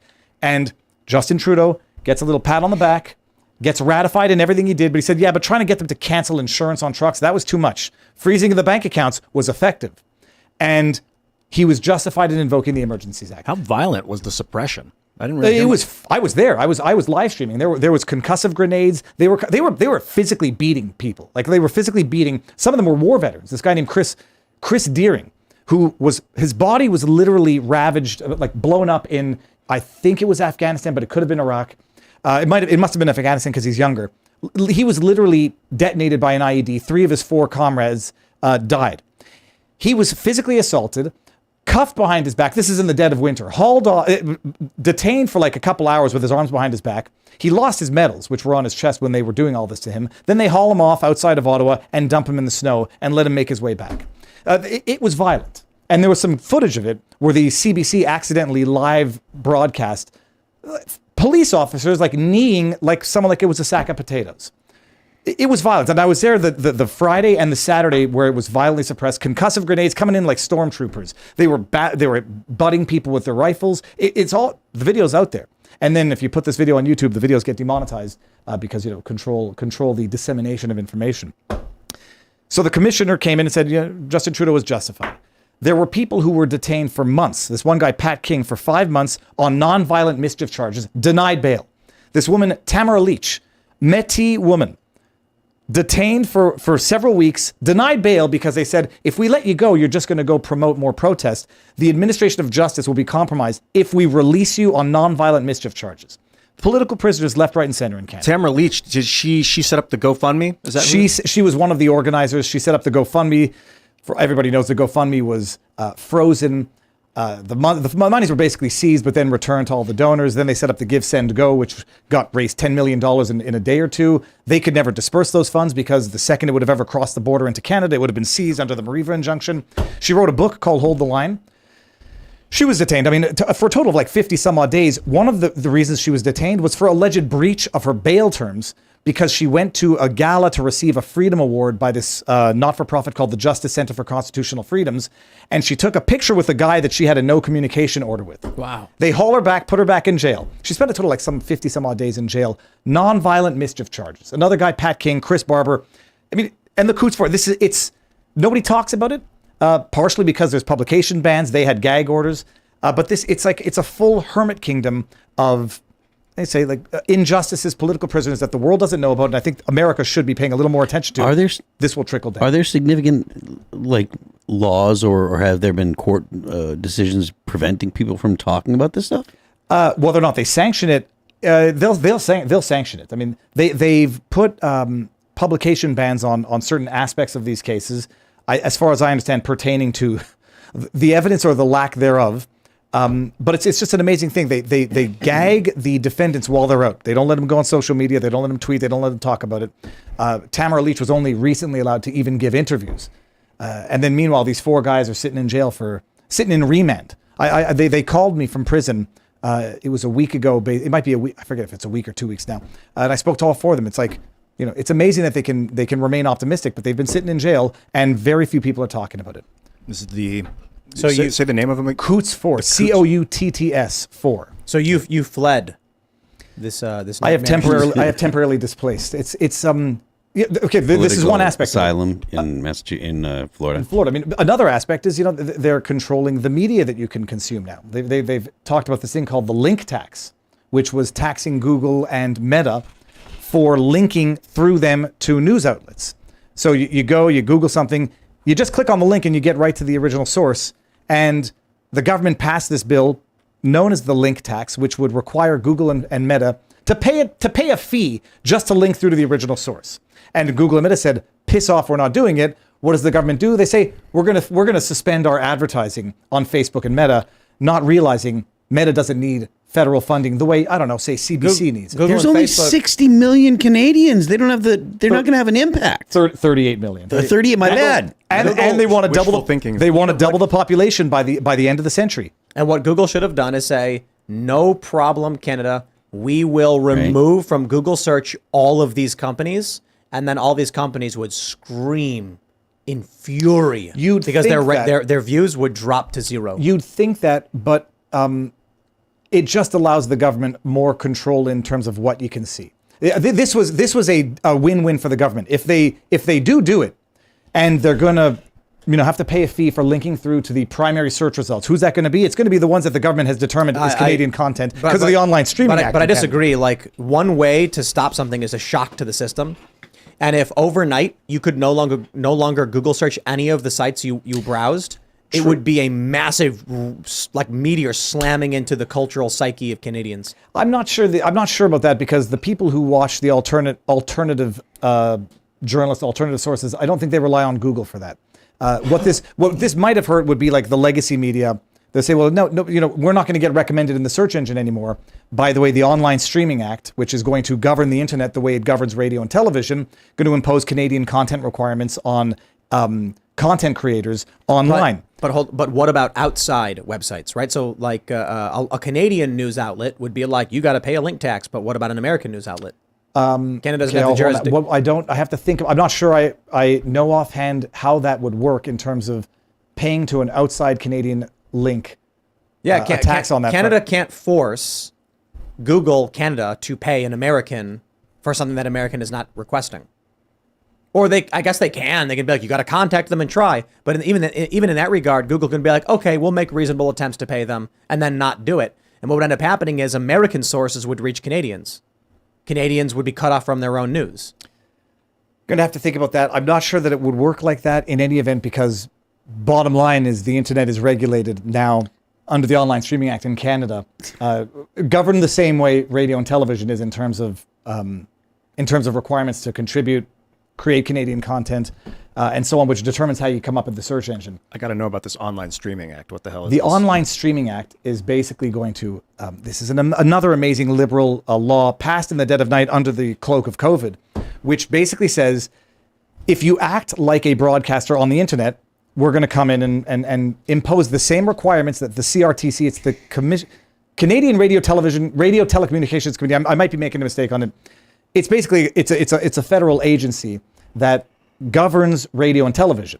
It says, okay, you want to broadcast in Canada, you have to have certain requirements, you got to pay certain fees, you got to create Canadian content. We're doing it to preserve Canadian culture. They come out and say, well, a lot of streaming outlets have been doing, the Hulus, the Netflix on the internet. They're bypassing the Broadcast Act, which governed radio and television. So they come out and say, well, we're going to govern the online streaming companies the same way we govern radio and television. Makes sense. Netflix wants to broadcast stuff in here. You're going to have to pay a little. If you don't produce Canadian content, you'll have to pay a little extra tax, so on and so forth. There was an exclusion because people were concerned. If it's going to govern the internet this way, it's going to govern individual YouTube channels, social media accounts. So they had an exclusion in the law that says we will not come for individual social media accounts. In the dead of the night, they removed that exclusion. And then when pressed on this, they said, well, why did you remove the exclusion? And this guy, this bumbling idiot, Stephen Guilbeault, says, we're not coming for independent channels, social media accounts. So it's not what we want to do. And the guy says, well, if it's not what you want to do, why did you remove the exclusion that said you're not going to do it if it's not what you want to do? And lo and behold, they ultimately admit, yeah, if you're big enough as a social media platform, we're going to come after you. And so this is going to govern everything. The pretext is always benevolence. We want to protect Canadian culture. We want to generate revenue. It's censorship under the guise of protecting Canadian culture, which Justin Trudeau has in the past already admitted he doesn't think exists. You said CRTC, Canadian Radio, Television, Telecommunications Yes. Commission. Yeah. And they're trying, so this would make it so like if the YouTuber or a guy is like Destiny.gg goes online and they want to be like, yo, Destiny, now you got to pay us taxes if you're talking about. Absolutely. And if your content is not sufficiently Canadian, we're going to require that you don't come up in the search results as high as Canadian content, like CBC, even when they're reporting on Brittany Griner's memoir. CBC would come up there. It's Canadian content. Radio-Canada, these are federally subsidized, federally funded news outlets. It's just the joke was that it's just called an alternative media tax. Like they're coming after the Rebel Newses, they're coming after the post millennials. Oh geez, True North, Viva, Frei. Hey, one day, hey Viva, you cover a lot of American stuff, even though you're Canadian based in Canada. We're gonna demote you algorithmically on YouTube, or we're gonna make you pay fees because your content is not French. Canadian enough. I could do an entire channel in French. It would be great. That'd be awesome. But they have they got Viva. the language police up there. They got the language police in the province of Quebec. Province of Quebec recently passed a law which removed... There's language police in Quebec. Oh, tell them about Spaghetti Gate. Oh, well, no, there was one. It was called... Spaghetti Gate. What's spaghetti? I mean, there's a number of examples about this, but which one's spaghetti so Gate? there's an Italian... so first, people need to understand the language police. French has to be prominently displayed. Nettement prédominante in Quebec. Yeah. So Quebec is a French province. Not the only one, contrary to popular belief. New Brunswick, I believe, is officially bilingual, but Quebec is a distinct province. Spaghetti Gate. I think it happened when I was actually hanging out there like 10 years ago. There was an Italian restaurant that had a menu that said spaghetti on it, and the language police said, "Where's the French?" And they were like, "What?" And they were like, "It says spaghetti. Where's the French?" And they were like, "What? Like, it's spaghetti." And they got fined for not writing spaghetti prominently in French and having the Italian word spaghetti. I need to remember the exact name of it. There's a story why Tim Hortons doesn't have an apostrophe S. Oh, right. Yeah. And it goes back to this. I think it was called Sam's Garage, but I might be mistaken on the name. It doesn't matter. All that matters is there's an apostrophe in there. There's no apostrophes in French. So they said, Sam's Garage, that's not French. There was an exception for registered trademarks. They said, that's not French. And he said, well, I'm going to put a Canadian flag over the apostrophe. Now it's Sam's without an apostrophe. It's French. Tim Hortons didn't want to have two brandings. They didn't want to have Tim Hortons apostrophe S for the rest of Canada. So they just go Tim Hortons without an S. Yeah. That's the story. Without the apostrophe. Without the apostrophe. So in Quebec, we have it's called a Bill 101, the language law. And it created a bunch of requirements for businesses, for signage. The French had to be nettement prédominant, clearly predominant. It's so preposterous. That is very French sounding. French is the polite way to I had a client who sold goods, and the goods were measured in ounces. And stamped on the can was OZ. And that's not the French abbreviation for ounce. So this individual literally had to go over and put a sticker over the OZ, and I think it's OC because it's once in French, or ON. It's crazy. They go to like the kosher stores and say your kosher food doesn't have French on the back. They go to Chinatown and say, well, there's some of these things don't have French. Nettement prédominant. It's crazy. How do you say like Mugu Gai Pan in French or whatever? Good question. Right? I don't know. Kasher la Pesach. How do you say that in French? I mean, that's well. There's a big Moroccan French Jewish community anyhow. So the language law is one thing, and they revamped that law under Bill 96 to make it even more strict to apply to smaller businesses. Oh, even better. You can't exempt from having contracts in French. They have to be drawn up in French.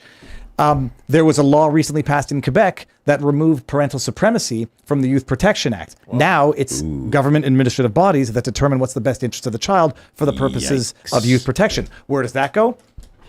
Forced vaccination, or if a kid says, I want to take a shot, parents say no, well, we'll decide for you. Kid says, I want to change my sex, parents say no. Well, kid brings in the state, the government says, well, it's a crime to deny this kid what they think they need at the age of 14. I got a good idea for a sci-fi dystopian short film. We were talking about how we want to do these short films. I really, really do. We need to find like a good, talented producer and screenwriter and director. How cool would it be to do the year is like, 2083, and actual Canadian refugees are fleeing. Canadian society is very much children born in pods through artificial insemination. They're very much in VR. Some of these things are in urban U.S. cities, but people in Canada who are like opposed to this have just all fled.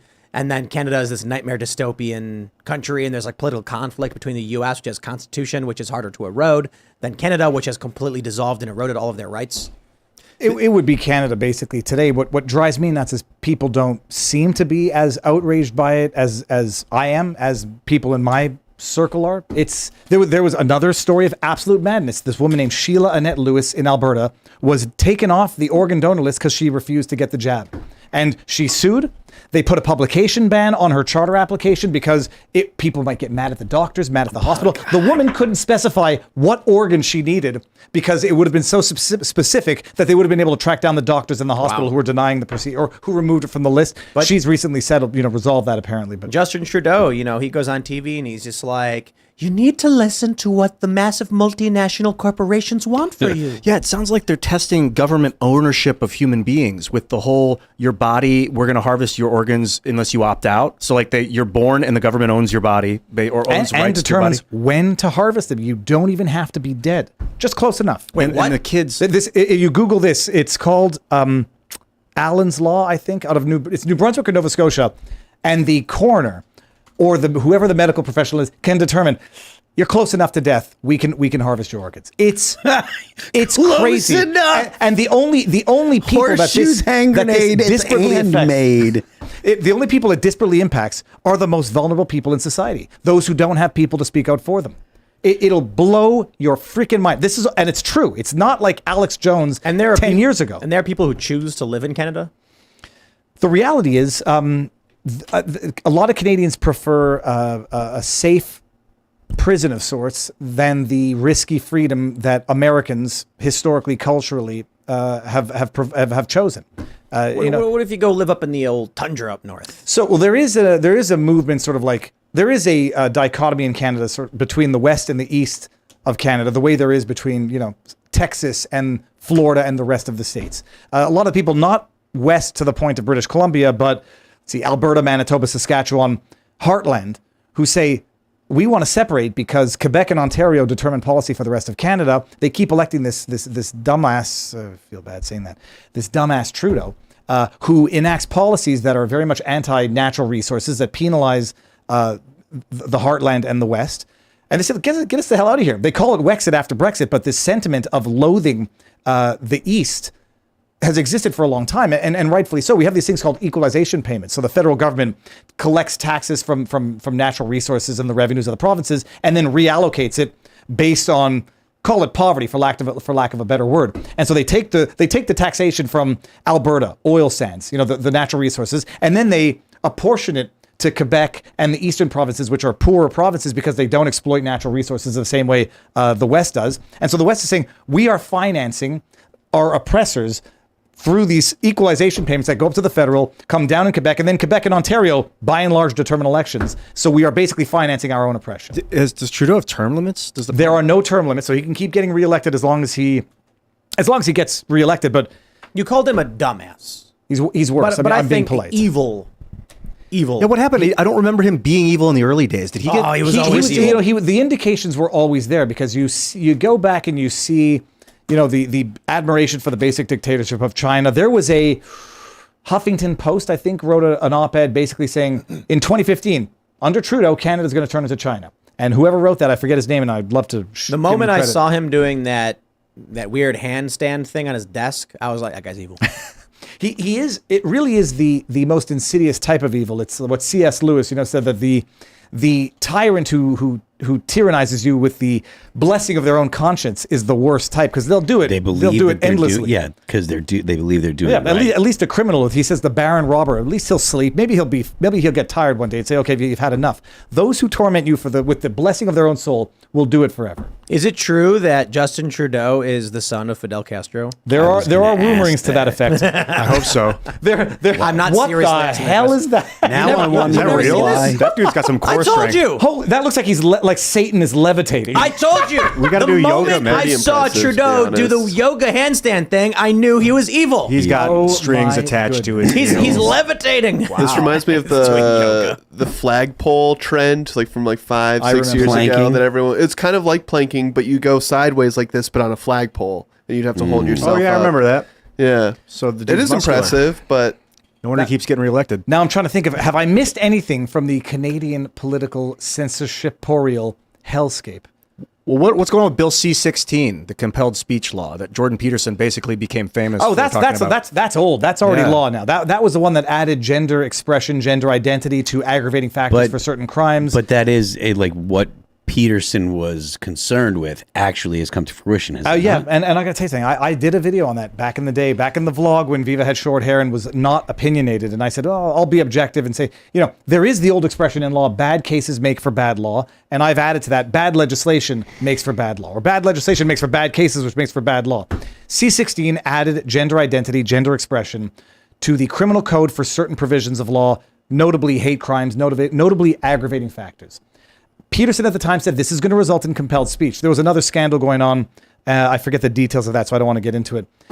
He was sounding the alarm back in the day. He was 100% right. Then we get into this new law. Which one is it? It's called the conversion therapy ban. Voted unanimously, got unanimous approval even from conservatives. And it is literally a provision of law that says you cannot talk someone out of being trans, being gay. We have that. Well, no, this now actually, and I know California is enacting something very similar, which is why I say like people should be paying attention to what happened in Canada. When you can violently suppress protests, freeze bank accounts, and then have it ratified by an independent commission, big effing trouble for the rest of the so-called free world. But there's a ban on conversion therapy, and it only goes one way. You can tell someone that they are gay, that they are trans. You just can't tell them they're not, which basically, as Jordan Peterson was remarking, turns psychiatrists, psychologists, counselors into mere affirmation units. Right, Like, because if someone says I've got some sort of mental disorder, I feel like something's wrong with me. A good therapist will help you figure out that there's nothing wrong with you. It's normal to feel weird sometimes. Like so, but or suggest you might very well grow out of this gender dysphoria thing, which was recognized forever. You might grow out of it, so let's not do anything rash right now because 90-some-odd% of all that would be criminalized now. A psychiatrist would have to say, I understand you're good to feel who you are, and what can we do to help you, instead of what can we do to help you. That's interesting, actually. That's the first time I've used that. We had I like the inflection. our guest on the Culture War. One of our guests was saying that she was suffering from gender dysphoria to the point where she was considering surgery, and she talked to someone who said, "Get your hormones checked," and it turned out that her hormones were imbalanced.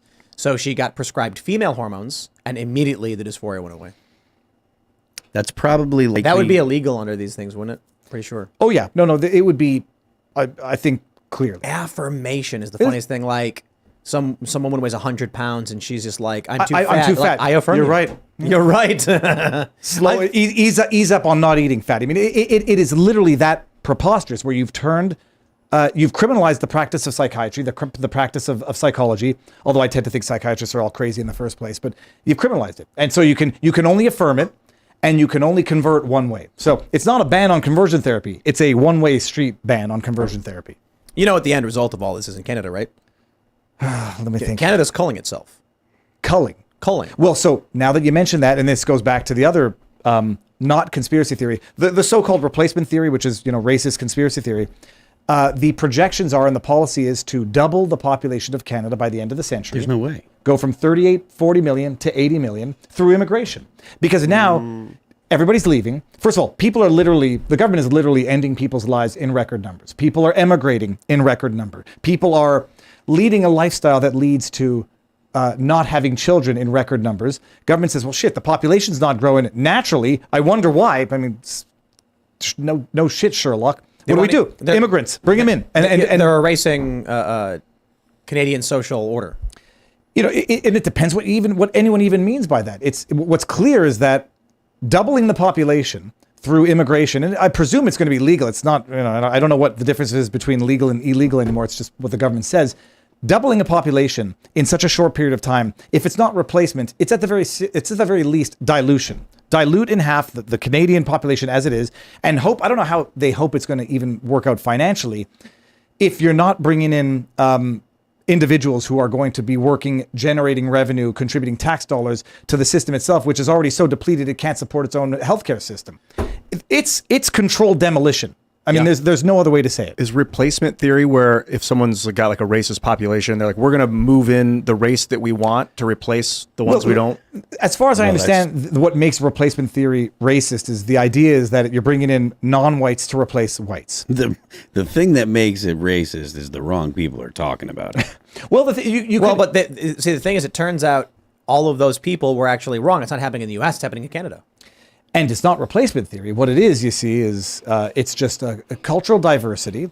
And it's like Canada is not monolithic ethnically, racially, but much more so than the U.S., which is the irony in all of this. The U.S., the most racist place on earth, and people look at Florida and say it's a bigoted, That's homophobic. Not true.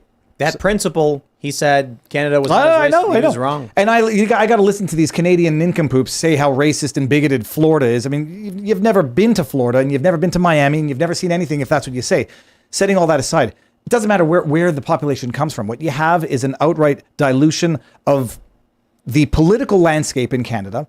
And if I had to wager a bet, I don't think Justin Trudeau's bringing in an immigrant population that he thinks is not going to be favorable to his policy and his party. And so it's basically a way of importing votes. If you say that in America, that's racist. I'm not talking race. Bring them in from any racial. No. It doesn't matter what you're saying. It's if you say that, you will be accused of racism. Dude, I get accused of being a Nazi despite the fact that I'm quite clearly a Jew boy. I mean, it's like it's preposterous. And if anybody says that that's racist, my retort to that is it is quite clearly policy, because who do they automatically tighten up the borders for in terms of immigrants? Cubans, because they tend to vote a certain way politically. So it has nothing to do with race. It has only to do with politics, and that's exactly what's going on in Canada. I was tripping out just now thinking Trudeau could be the prime minister in 40 years. For a very long time.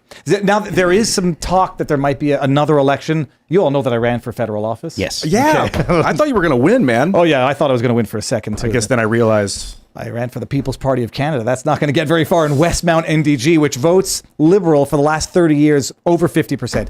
I could have put my dog, Winston, or my other dog, Pudge. Pudge doesn't have a human name. Vote Winston for the Liberal Party. They would have had a dog representing them in Westmount. He would have gotten elected over me. And maybe that's just how bad of a candidate I am. But there is rumorings now that there's going to be another election called because there's been a massive cabinet shuffle within the Trudeau regime. The country is falling apart, but it's falling apart by design. And I can only call it a controlled demolition because the Liberal Party would rather rule over the ashes than cede power to see the country flourish. Can you We should appeal to the annex king? Canada. Oh, okay. Say it again? I said we should annex Canada. Tucker Carlson. This is what they wanted to block Fox News in Canada for, because Did he Tucker say Carlson that? said we should invade Canada. They're so out of their democracy. freaking minds. Hey, and the thing is, Canadians hate Trump almost more than the Democrats in the States hate Trump. I want to bring democracy to Canada. Well, I'm thinking the other way. Can you not appeal to the king? To protect his I don't know Commonwealth? People always float that. I don't look, as far as it's detached. The king and the queen have nothing to do with Canada except in name only. The Commonwealth is part of the British Commonwealth. Keno, we'll call it the Keno. It's king yeah, but in come name on, only. look at the UK. They're woke too. Can't the king They're be woke, like, but you know- Trudeau, you're out? No, I don't know. I don't think there's a legal mechanism for that. But you know what? The population could say it. The only problem is you guys in the States complain about a two-party system. There's problems with a parliamentary system where you have 6 parties as well, because you effectively have 2 parties regardless. In Canada, you got Liberals, NDP, Conservatives. You got the People's Party of Canada that didn't get a seat in Parliament, but set that aside. You got the Green Party. You got the Marxist Party. I think you even have a Communist Party at the federal level. Oh, then you have the Bloc Québécois. That's the... You have a federal party in Canada. You have a federal party in Canada whose stated purpose is to have Quebec separate from Canada. Go figure that Zenonian paradox out. But when you have so many of these parties, The Trudeau regime only got elected with 30% of the vote at most. And I think in the last election, it was something like 23%. Yep. So you have a wildly unpopular loser who remains in power by a minority government and only stays in power because of his unholy alliance with Jagmeet Singh and the New Democrat Party. And so this is what Canada is. It's 5 fractured parties that the loser is in power with a fraction of the vote and stays in power because you got another loser at the NDP who says, I will support you for as long as it takes for me to get my government pension. That's I am Jagmeet. going to make the liberation of Canada a key issue for this presidential election. It's the only thing I'm going to advocate for. Every time we talk to a presidential candidate, we're trying to get a debate going. I'm going to be like, will you liberate Canada? Make Lake Erie great again. And taxes. How would like, we've had Vivek on a couple times. Like, how would what are you supposed to say to that? Like, if you're actually on like a show and you're running for office, like, will you physically invade Canada? The Greater Alaska Movement. It's a joke until it's not a joke, by the way, not about the invasion, about the risk that Canada can pose. You guys know that once upon a time, in recent memory, Canada was training Chinese soldiers for wintertime combat on Canadian soil. I did not know Literally. that. Yes. 2019, I want to say. Yes. Literally. They get caught, then their minister of, whoever it is, the minister of defense says, we're no longer doing it. That suggests that it recognizes you were doing it. I mean, you actually have CCP actual interference with Canadian elections. And I don't want to sound partisan, but I do believe it is more focused on liberals. Well, actual CCP infiltration. That becomes a national security concern for the U.S. So it's all fun and games until it's no longer fun and games. I mean, that's super legit. Not only did the Chinese spy balloon just go right through Canada, they didn't even mention it, and maybe they did to Joe Biden, but they also went through the United States. But like, it's a beachhead. It's a wartime beachhead. If Canada decides at the last minute, you know what, we don't think that the Americans are going to win. We really like that It's basic gonna be, dictatorship of China. We want to be a Chinese satellite, and now America deal with us. It's the Cuban Missile Crisis with the northern border. It's going to be like 50 to 75 years from now. Canada is going to have just like become this Chinese-supported military regime that's taken over the United States and subjugated everybody. And there's going to be like these dudes living in an underground bunker, like in ratty clothes, as there's like explosions overhead and they're hiding. And then they pull up this archival video of us laughing about invading Canada. And they're like, if only they knew. Fortunately, it's part of the British Commonwealth in name only, maybe. Well, I mean, it legitimately is. And the British are tight with the Americans, apparently. So I don't think they're That would be No. Wait, you know that's- who else is supposedly tight with the Americans? Canada. This is a good. We got to get this short film thing going, because we do one where a Canadian guy comes back from 50 years in the future and he tries to desperately warn everybody of the threat Canada faces, and they all laugh every time he says Nobody it. believes it. Nobody believes 50 it. years. Can you imagine 20? Let's just say pre-COVID, but let's just say 2015, 8 years. Someone comes back and says, "This is what Canada is going to look like in 8 years." You would tell them to go straight to. But the guy comes to America and he's like, you need to convince your leaders to invade Canada. And they're like, I'll bust out laughing. China's going to take the eastern half of Russia, and then they're going to have a straight line right over the pole. They're going to just build roads right through Russia, right over the Atlantic, or right over the Arctic, and into Canada. They're doing that. There's a new Arctic Silk Road, they're calling it. And the Northwest Passage. China and I'd be down with a Russia. freeway across the Bering Strait, but I'm talking diplomacy. We're talking about invasion, Ian. That's a totally different topic. But like, I'm trying to think. Have I British forgotten invasion, anything remember about the Canada? Cultural invasion. Does the chat? I'm so used to following a chat. If I've forgotten anything about the madness of Canada, I think we've covered it all. Let's go to super chats, because some people did bring some stuff up. We'll get to Sick. those. Crazy and if you haven't Canadians. already, smash the like button, subscribe to this channel, share the show with your friends, become a member at timcast.com, and we'll read some more super chats. Not Your Buddy Guy says it's I know him. rather unnerving just thinking about how far the left will go for power. I mean, people terminate others for insurance fraud. I mean, what would you do for the keys to America? Oh, debanking. Thank you. Yeah. I'm Not Your Buddy Guy. Nigel Farage. Debanking in Canada. This Jeremy McKenzie, one of these guys who got caught up with. They debank people for political purposes. I suspect Paul Bernardo, a convicted murderer and worse, still has a bank account. It's the politicization of everything, and it's the weaponization of essential services for politics. It's too much. It's how do you pronounce it? Solzhenitsyn or no? Solzhenitsyn. Yeah. Solzhenitsyn. The Gulag Archipelago he wrote. I gotta read that. The criminal, it was just an unfortunate affliction, but you knew better, right? So when the criminal commits the crime, it's like, well, but when you do it, ooh. Let's grab some more super chats. Where are we at? Let's grab, what do we got? Some questions. Pinochet's helicopter tour says RFK had powder burn stippling behind his ear. If anybody in the chat knows the name of his recently appointed, like a new guy at his Secret Service who was the one who recently died, who everybody's, who knows this theory seems to suspect is the one who pulled the fatal shots. Let's grab some good questions. I'm trying to find some good questions or stuff about Canada, but Can I unsolicited? I said I would mention it because have you ever heard about this guy named? You've heard of Phil Demaris? No. Oh God, this is another one's gonna blow your mind because it's come to the States now. Phil Demaris, the Walrus Whisperer. He was the guy who got involved in a 10-year legal battle with Marineland for whistleblowing on the bad treatment of Smushy the Walrus. That's one separate story, but now he's turned his sights on the Miami Sea Aquarium, where they have an orca whale that's been living in captivity for, I think it's 40 years, 50 years. And so he's now that he's settled with Marineland moved the walrus to Abu Dhabi, he's turned his sights on the Miami Sea Aquarium, and he recently got slapped with a lawsuit in Florida for flying a drone over the stadium where this whale has been kept, not for public viewing. And he got sued by whoever owns the Miami Sea Aquarium.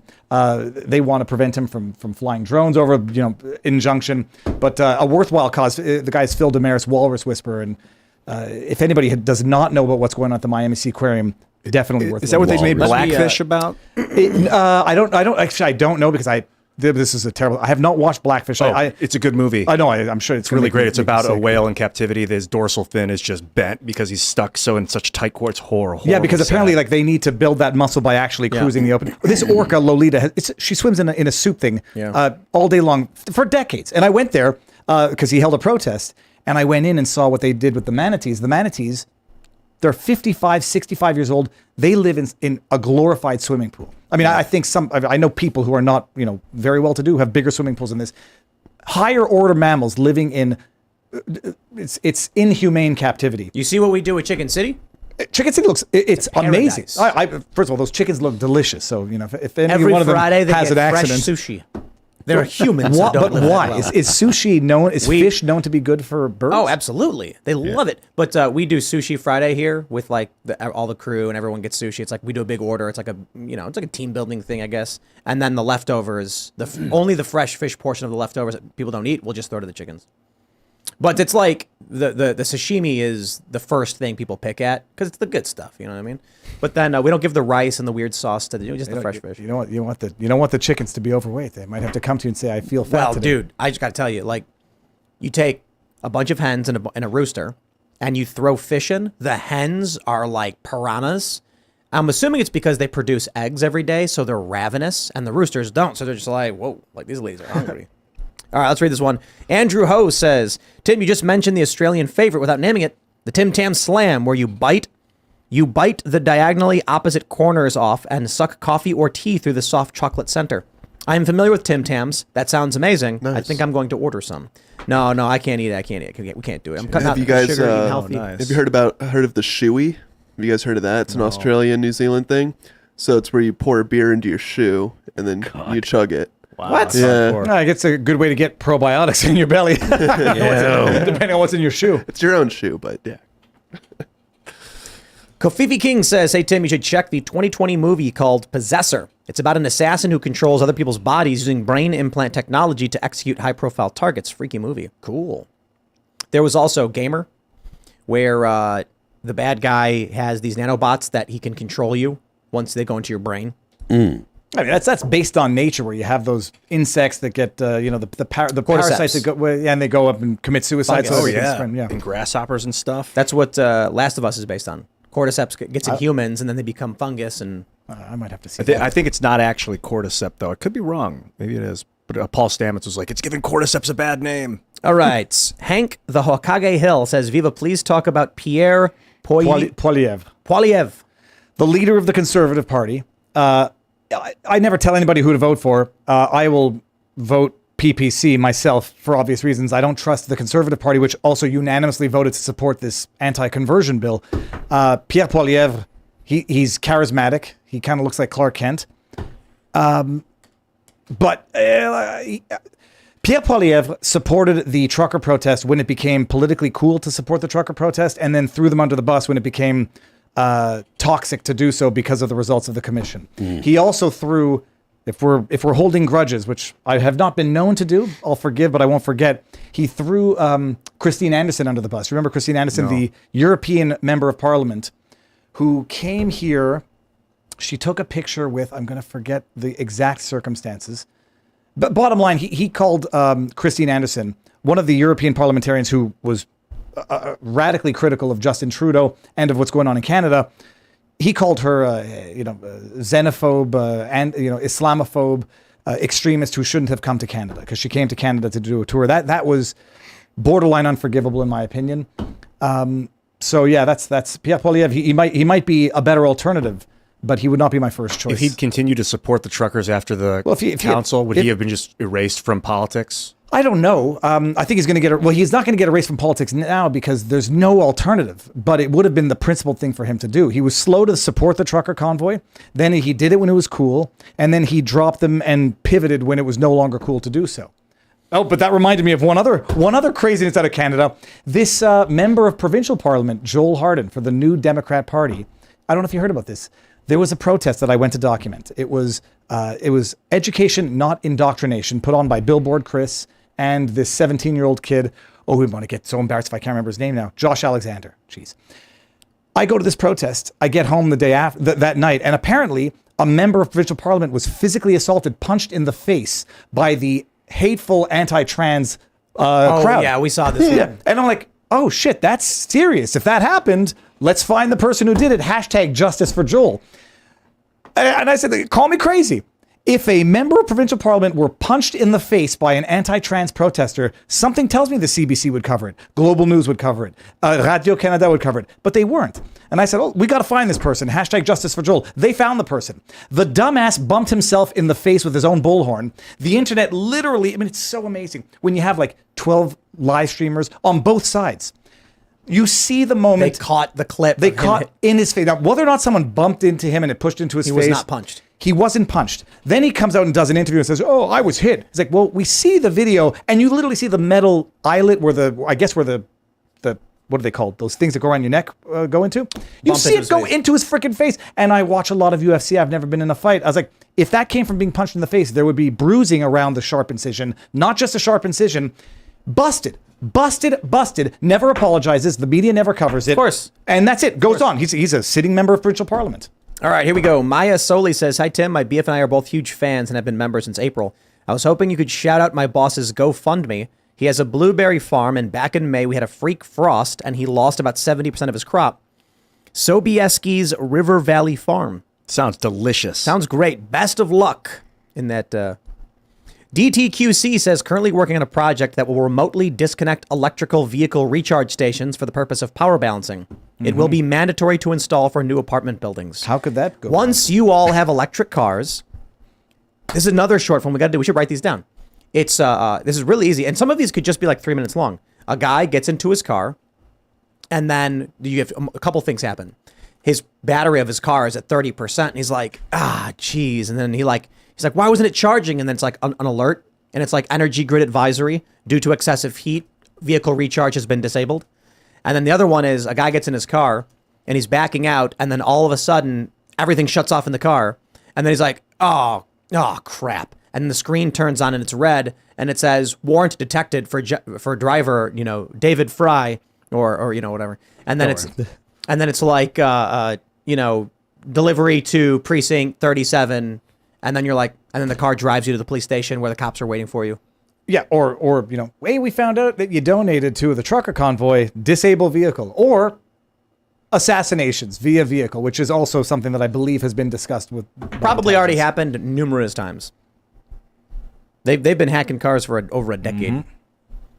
Well, I mean, to be completely honest, they've been cutting brake lines for a long time. You know what I mean? True. This just seems much Princess more efficient. Diana. Yeah, it's done remotely. That's why it's weird.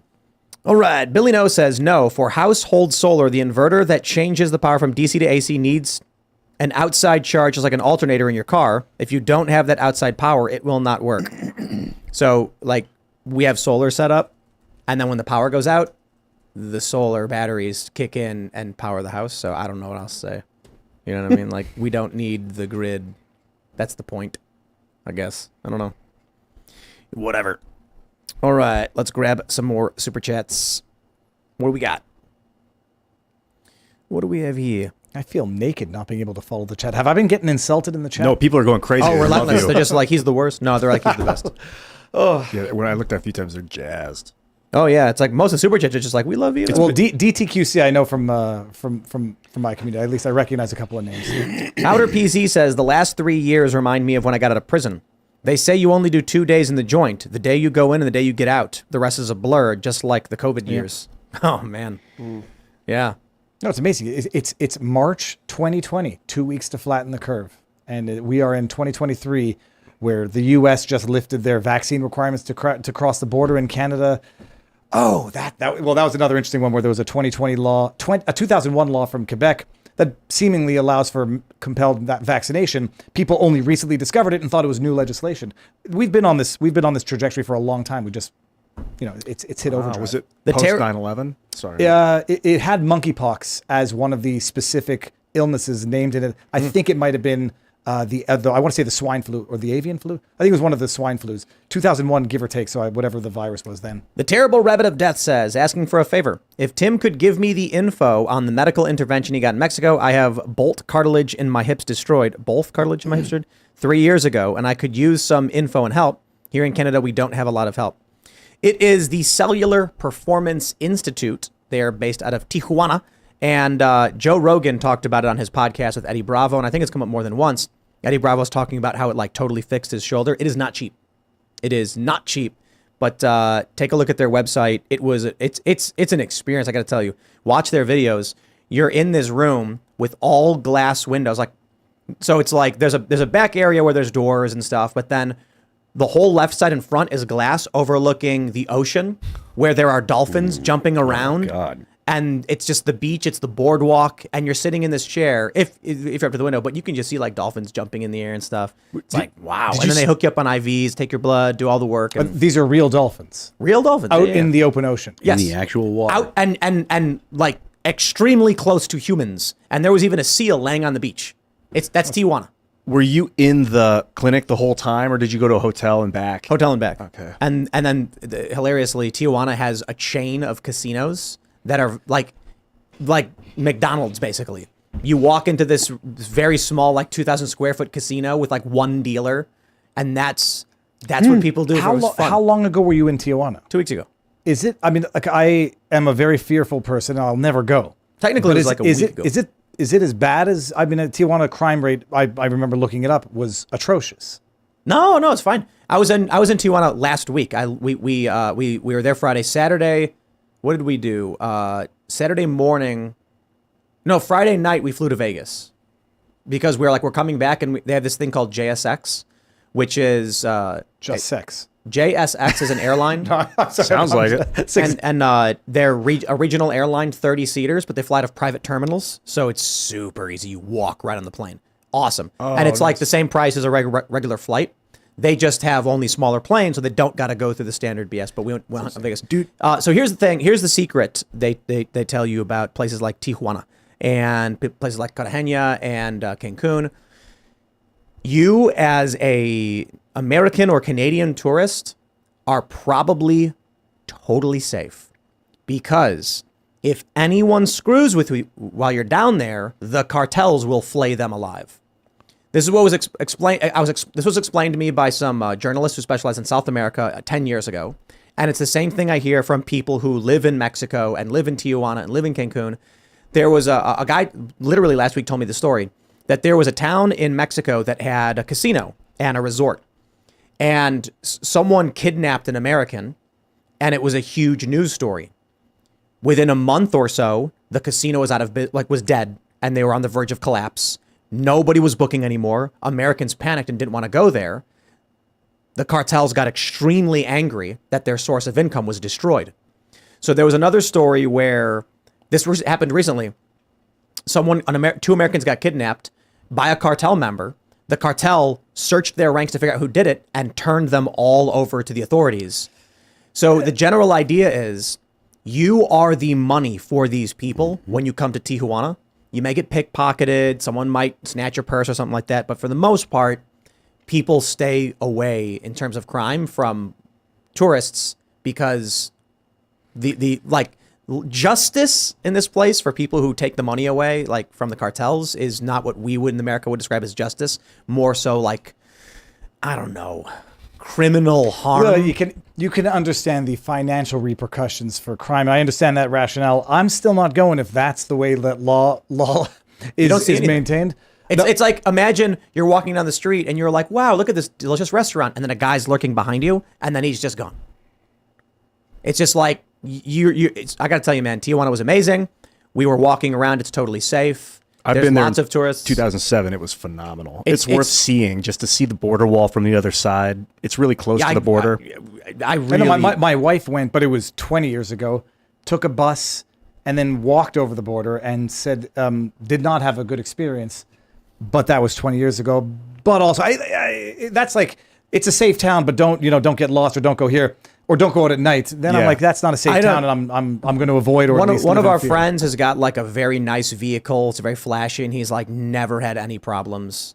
There's probably crime, but it's probably not in the areas where most tourists are at, and for the reasons described. Now, I don't know to what extent that's like the case, because it's like I'm watching cartel members snatch people up. But it's basically what everyone will tell you. Like, don't worry, the cartels have your back. It's not like it's a good thing, but you'll be okay. It comes to the same. It's just for different reasons. You went to Vegas. You said, did you see that giant eyeball thing? Yeah. What is it? Whoa. Okay, what's the giant eyeball? Madison's the Sphere. The new building. Okay. Yeah. How long ago were you there? Last week. Okay, so last Saturday. Did they just finish it and just opened it? Like maybe a month ago? Yeah. Yeah. What is And it? you're like, it's a giant building with TVs all over it. You can go in and hang out. It's a venue. But on the outside, it's a floating eye. It looks like a big. It's a building shaped like a sphere with TVs on it. And they can make it look like whatever they want. They've been building that for a decade. When we flew in, it was the moon, and that's you could amazing. And and then one was the Earth, and it's spinning. The dog eye is creepy. I think a gigantic dog eye looking around. I think U2 is going to be their very first event there in September or October, but the tickets are going to be insane because it's not that big of a venue, but it's crazy. They said what you see on the outside is very similar to what you see inside. So if you're sitting in the crowd, there's like a screen, like you're completely immersed. That's amazing. Yeah. Although if U2 is going to play, they better not play a song off that album that came with the iPhone a while back. Yeah, I remember that. 1, 2, 3, 14. What is it? He would say 1, 2, 3, 4, 6, or whatever. Oh no, I know. All I know is that was the at big one point in controversy. time. No, you got it. 1, 2, 3, 14. No, the controversy for me was you got an iPhone and it came preloaded with an unerasable U2 album. I forget what it was. It was just horrible. I know Vertigo? Was that? No, that was before. That was I don't know. The 2001. picture on it is that's Vertigo. I remember it. Dude, War Let's is such read, a good album. let's read some more. U2 War. Check Clear it It out. Call says, Tim, it wasn't called Spaghetti Gate, but Pasta Gate, because the pasta section was named pasta in an Italian restaurant in both their French and English menu, but pasta was used because it's the Italian word. It's ridiculous. It's all ridiculous when you have a law that's been in effect for 40 years that doesn't yield the desired result. The law is the problem, not more law. We have a correction. Self-made woman says, correction, Avery's Law, New Brunswick. Avery's Law, Hamilton. yes. And that's it was the named, organ harvesting law Frei was talking about. and it was named Avery's Law because a young kid, 15 or 16, was in what turned out to be a fatal car accident, I believe, and they wanted to donate his organs, but the infrastructure wasn't there to allow for it. So the solution became presumption of organ donor, and I guess that's so they can have the infrastructure in place whenever they need it. But another tragedy that is politically exploited to produce a result that has nothing to do with actually avoiding the problem in the first place. Spiro Floropoulos says, Vancouverite here. Viva explained what's happening here. Tim says to leave cities and be independent. I have 50-50 custody with my child and will lose if I leave. I have no choice but to stay and fight if I want to be in my child's life. What can peeps like me do to fight back behind enemy lines to help others? Okay, the number one rule of law, they said if you want to stay wealthy, don't get divorced. And marital stuff will make Culture. everything. But now what can you do? Culture That's building. what I say raise awareness and public shaming. Who was I just talking to? They said, Speak up. tyrants don't respond to public shaming. No, they respond to a sway in public opinion when the public shaming has worked on those who have a conscience. There might be the few politicians out there who have a conscience that can be swayed by public shaming. The rest will only will change based on public opinion, which can change based on public shaming. Eric Mac 1 says, I heard that Canada has oil. Sounds like Canada needs some U.S. liberation. Ooh, yeah. We got oil. They don't want to exploit our natural resources. They prefer, and I say Trudeau prefers to buy from Venezuela and Saudi Arabia. You could instead of use a little actually- democracy up there. Got oil sands, and got oil sands. And there's a lot of gas and oil off Newfoundland. I mean, we are natural resource rich, but we prefer to buy from tyrants because it makes us feel better not to make it at home. But that makes me think that Canada would become a target for global military action if they have a ton of oil and they're not using it. It's just sitting there. That's our oil. There are suspicions about foreign interests, Chinese interests, buying up massive amounts of interest in certain natural resources or certain properties, and there is that concern. I don't know enough about it to rant about global economic action. Let's read. We got Carlos Y says, Tim, I've sent you 100,000 super chats trying to ask congressmen if they will table a bill to buy Alberta. We'll trade oil for freedom. You can't buy Alberta. Would be the wrong province to do that in it. You can't break up Canada. Conquer. California should annex British Columbia since spiritually and ideologically they're quite aligned. Amen. I say that tongue in cheek so that no one thinks I'm anti-Canadian. I'm checking. just all like I'm checking weed. the map right here. But no, you Going can't. over You can't to break Alberta. up. That's the whole problem with Quebec separation. It would separate the maritime provinces physically from the rest of Canada. You can't do that. We conquer Alberta, and you have no say in the matter because it is your land we'll be conquering. You might not meet that much resistance. We'll be greeted as liberators. Invade Canada. Oh man, that would be great. I'm not your buddy guy says, please invade. I would gladly join the U.S. Oh. There's a lot of well, it depends which state. I mean, California, Come on, New York Trudeau invading the couldn't U.S. stop us. Maybe like who knows? But no, What's he gonna do? Ideologically, there's a lot of alignment in certain parts, but big cities, yeah. California is much like Canada. Robert Bradbury says, Tim's just talking Fallout 3, which I'm playing right now. Such a good game, Fallout 3. What was the best. Fallout 3 references? Yeah, it is a good game. Just talking about the apocalypse, I guess. What I'm really excited for is, and I mean this somewhat sarcastically, they've already got a mod for Skyrim where you can actually speak into a headset into one of the characters who can respond using ChatGPT. I can't wait to try that kind of stuff out. It's out now. You can download it right now and play it. Oh, really? On Yeah. Skyrim now? I'll have Yeah, to download it. So basically, you're in the game and you'll be like, companion, where do you think we should go? And then the companion will respond, being like, perhaps we should go to this place. That's really taking video games to the kind of the next level for immersion. Wait until they can neurostimulate sexual arousal, and then you can play a video game and actually have meaningful relationships with the character. I've never played Skyrim. We talked about this the other day. Like, we are a year or two away from not neural stimulation, but when they already have mods for Skyrim where you can actually talk, it's going to be seamless. You're actually going to play. You're going to be playing like it could be a mod or a new game could come out within 2 or 3 years, and you're wearing a headset and you walk up to a character and you say, "I need you to join me on my quest." And it's a random NPC auto-generated by AI, and they'll be like, "Me? What's your quest?" You'll be like, "I am a noble knight going to fight a dragon." And they'll be like, I can't fight a dragon." You'll be like, "Doesn't matter. You are coming with me." And they'll go, "Dude, you're crazy. I'm out of here." And they run away. You run to another person and say, "How about you? Do you want to join me on my quest?" They'll be like, "Sounds good to me. What's your name?" And they'll be like, "My name's John Smith." You'll just be talking to people. And then you'll be like, "Hey, go fight that wolf." And they'll be like, "You got it." And then they'll run over and start fighting it. And you're just like, it's going to be nuts. I've never touched or seen anything personally about Fallout 3 or Skyrim, so I have no idea how these games work. It's going to be so they didn't do crazy. Fallout 3.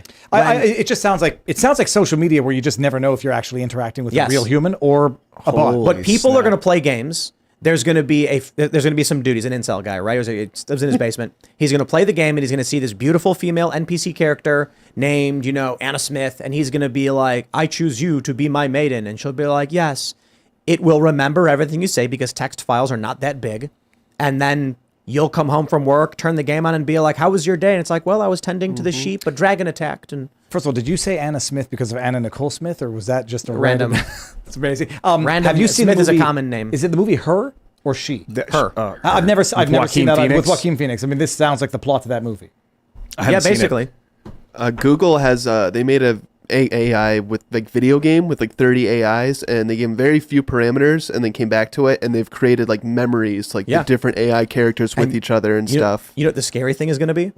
When you're playing like GTA, what are they on, 6? When you're playing GTA 7, and you walk up to a guy in the street and you say something like, "I'm going to end your life," and they beg for their lives. It's going to be nightmarish. In those games when I just want to say this. everybody who's ever played a game with morality meters or whatever you'd call it, like Yeah. Fallout has it, Yeah, Fable, stuff like that. right? Everybody, the trope is you play as a good guy, and then once you beat it, you're like, all right, now I'm gonna play it again as a bad guy. Yeah, then you kill And everything no, and you do. no, and then as soon as you start the game, and the guy walks up to you in the first one, he says like, my son died, and you can choose screw you, haha, or I'm sorry for your loss. You're sitting there staring at the wanting to be mean, going, I can't press it. I can't be mean. Like people have a hard time playing the bad character and being evil. I don't know, man. It's pretty easy to pick up the hooker in GTA and then take her behind the building. But GTA is not a game where you're like, so in Skyrim and Fallout, you are building relations with the characters where they talk to you and ask you for things, and you have to choose to be a bad person to them. Okay. So what people will do is quick save, be bad, and then load, and then not be bad anymore. Okay. I'm really concerned for the games that are persistent worlds where even when you log off, they're still going, because then the people will miss it. They'll be thinking about it. Like, I can't be logged out. I have to be in there, or I'm gonna miss. You're gonna get a phone call from your NPC wife. Like you were bringing this up. You can call NPCs. They'll call you, Yep. and they'll be like, "It's time to harvest the crops. For $1.99, I can harvest the crops for you." Oh my god. Yep. And you're going to be like, authorized purchase. Okay. When you come home, you're going to have fresh watermelon available for your for your game. This sounds amazing. You get a phone call? I'm going to stick with NES Contra, and I'm going to turn it off. Good when game. I'm- Up, down, down. Already. I finished Check it the out. game without losing a life. Yo, Me too. And Already, already I got, I was talking to a customer service AI bot that said, and I was like, human. It goes, I can answer a lot of questions. Why don't you try? Ask me anything. And then I'm like, no, I want to speak to a human, but I can answer your questions. Try asking. And like, we're already there where this creepy bot is trying to be the, How many lives did you have when you beat the game after you didn't die in Contra? No, I don't even use the up, down, down, left, right, A, B. I used the code, but then I didn't die, and I had like 33 guys at the end of the game. You get an extra life every day. You end the game with an intact, if you don't lose a life, with 7 men, I believe. 6 or 7. So it would have been 14 30, minutes and 57 seconds, didn't lose a life. Nice work. all right, everybody. Spread gun. It's Friday night. Oh, yeah. That's Rapid the best. spread That's gun. the best. That's the right. best one. Of course. Everybody, if you haven't already, would you kindly smash that like button, subscribe to this channel, share this show with your friends, buy our coffee. New blends are now available. Mr. Boca's Pumpkin Spice is back, and I recommend you buy it now because we are selling those very, very quickly. Stand Your Ground is currently unavailable. I guess everybody really wanted the medium roast, and you can become a member at timcast.com. You can follow the show at Timcast IRL. You can follow me personally on X at Timcast. That's right. In the App Store, it now says X. There you go. Viva, you want to shout anything out? All of my platforms. So Viva Barnes Law, which camera? Look in this one. This one. VivaBarnesLaw.locals.com for an amazing community of legal analysis, political insights, and a lot of family stuff because I add a lot of the family stuff there in terms of a crayfish from the Potomac River pinched my kid's hand today. Oh, What did he learn? that. I asked him, what did you learn? I learned nothing. So I threw in a little Stewie clip. Twitter, Angry Viva, Viva Frei, or X. What else? Rumble, Viva Frei. Those are the... and if you Google Viva Frei, you'll find everything. Always a pleasure, man. Oh, yeah. I also just wanted to mention, apparently we're approved to launch in the app stores, Timcast app. Oh, sweet. Sick. I don't know That's if it's very there good. yet, but it might be. That'll be fun. Not yet, but I guess we got clearance to do so. Coming so it should be- soon. That's amazing. But if you go to timcast.com, there's a mobile app section, so you can download the Android one at least. Sick. I am Phil Labonte, Phil That Remains Official on Instagram, Phil That Remains on Twitter or X, whatever you want to call it. I don't care. The band is All That Remains on Spotify, Apple Music, Pandora, YouTube, all the places, I'm Ian Crossland. Follow me at Ian Crossland on X and everywhere else. Mine's YouTube. You name it. You go there. I'll probably be there. And hit me up. Good to see you, Dave. Always a pleasure, man. Really good to see Thank you. you very much. Now I'm on to the next leg of the journey with down to Florida. So we'll see if I can get there tomorrow. It's like 14 hours in good weather, but might have to break it up over 2 days. Godspeed, my man. Thank you. And you guys can follow me at Kellen PDL. I'm a supporter of the Great Alaskan Expansion. That's what I'm gonna call it. And actually, we get Alaska. dolphins out here in Maryland. Some occasionally they'll come up the Potomac River in the Chesapeake Bay occasionally too. So Right on. But yeah, fun show. Thanks, guys. Thanks for hanging out, everybody. We'll be back with clips throughout the weekend, and then we'll see you on Monday.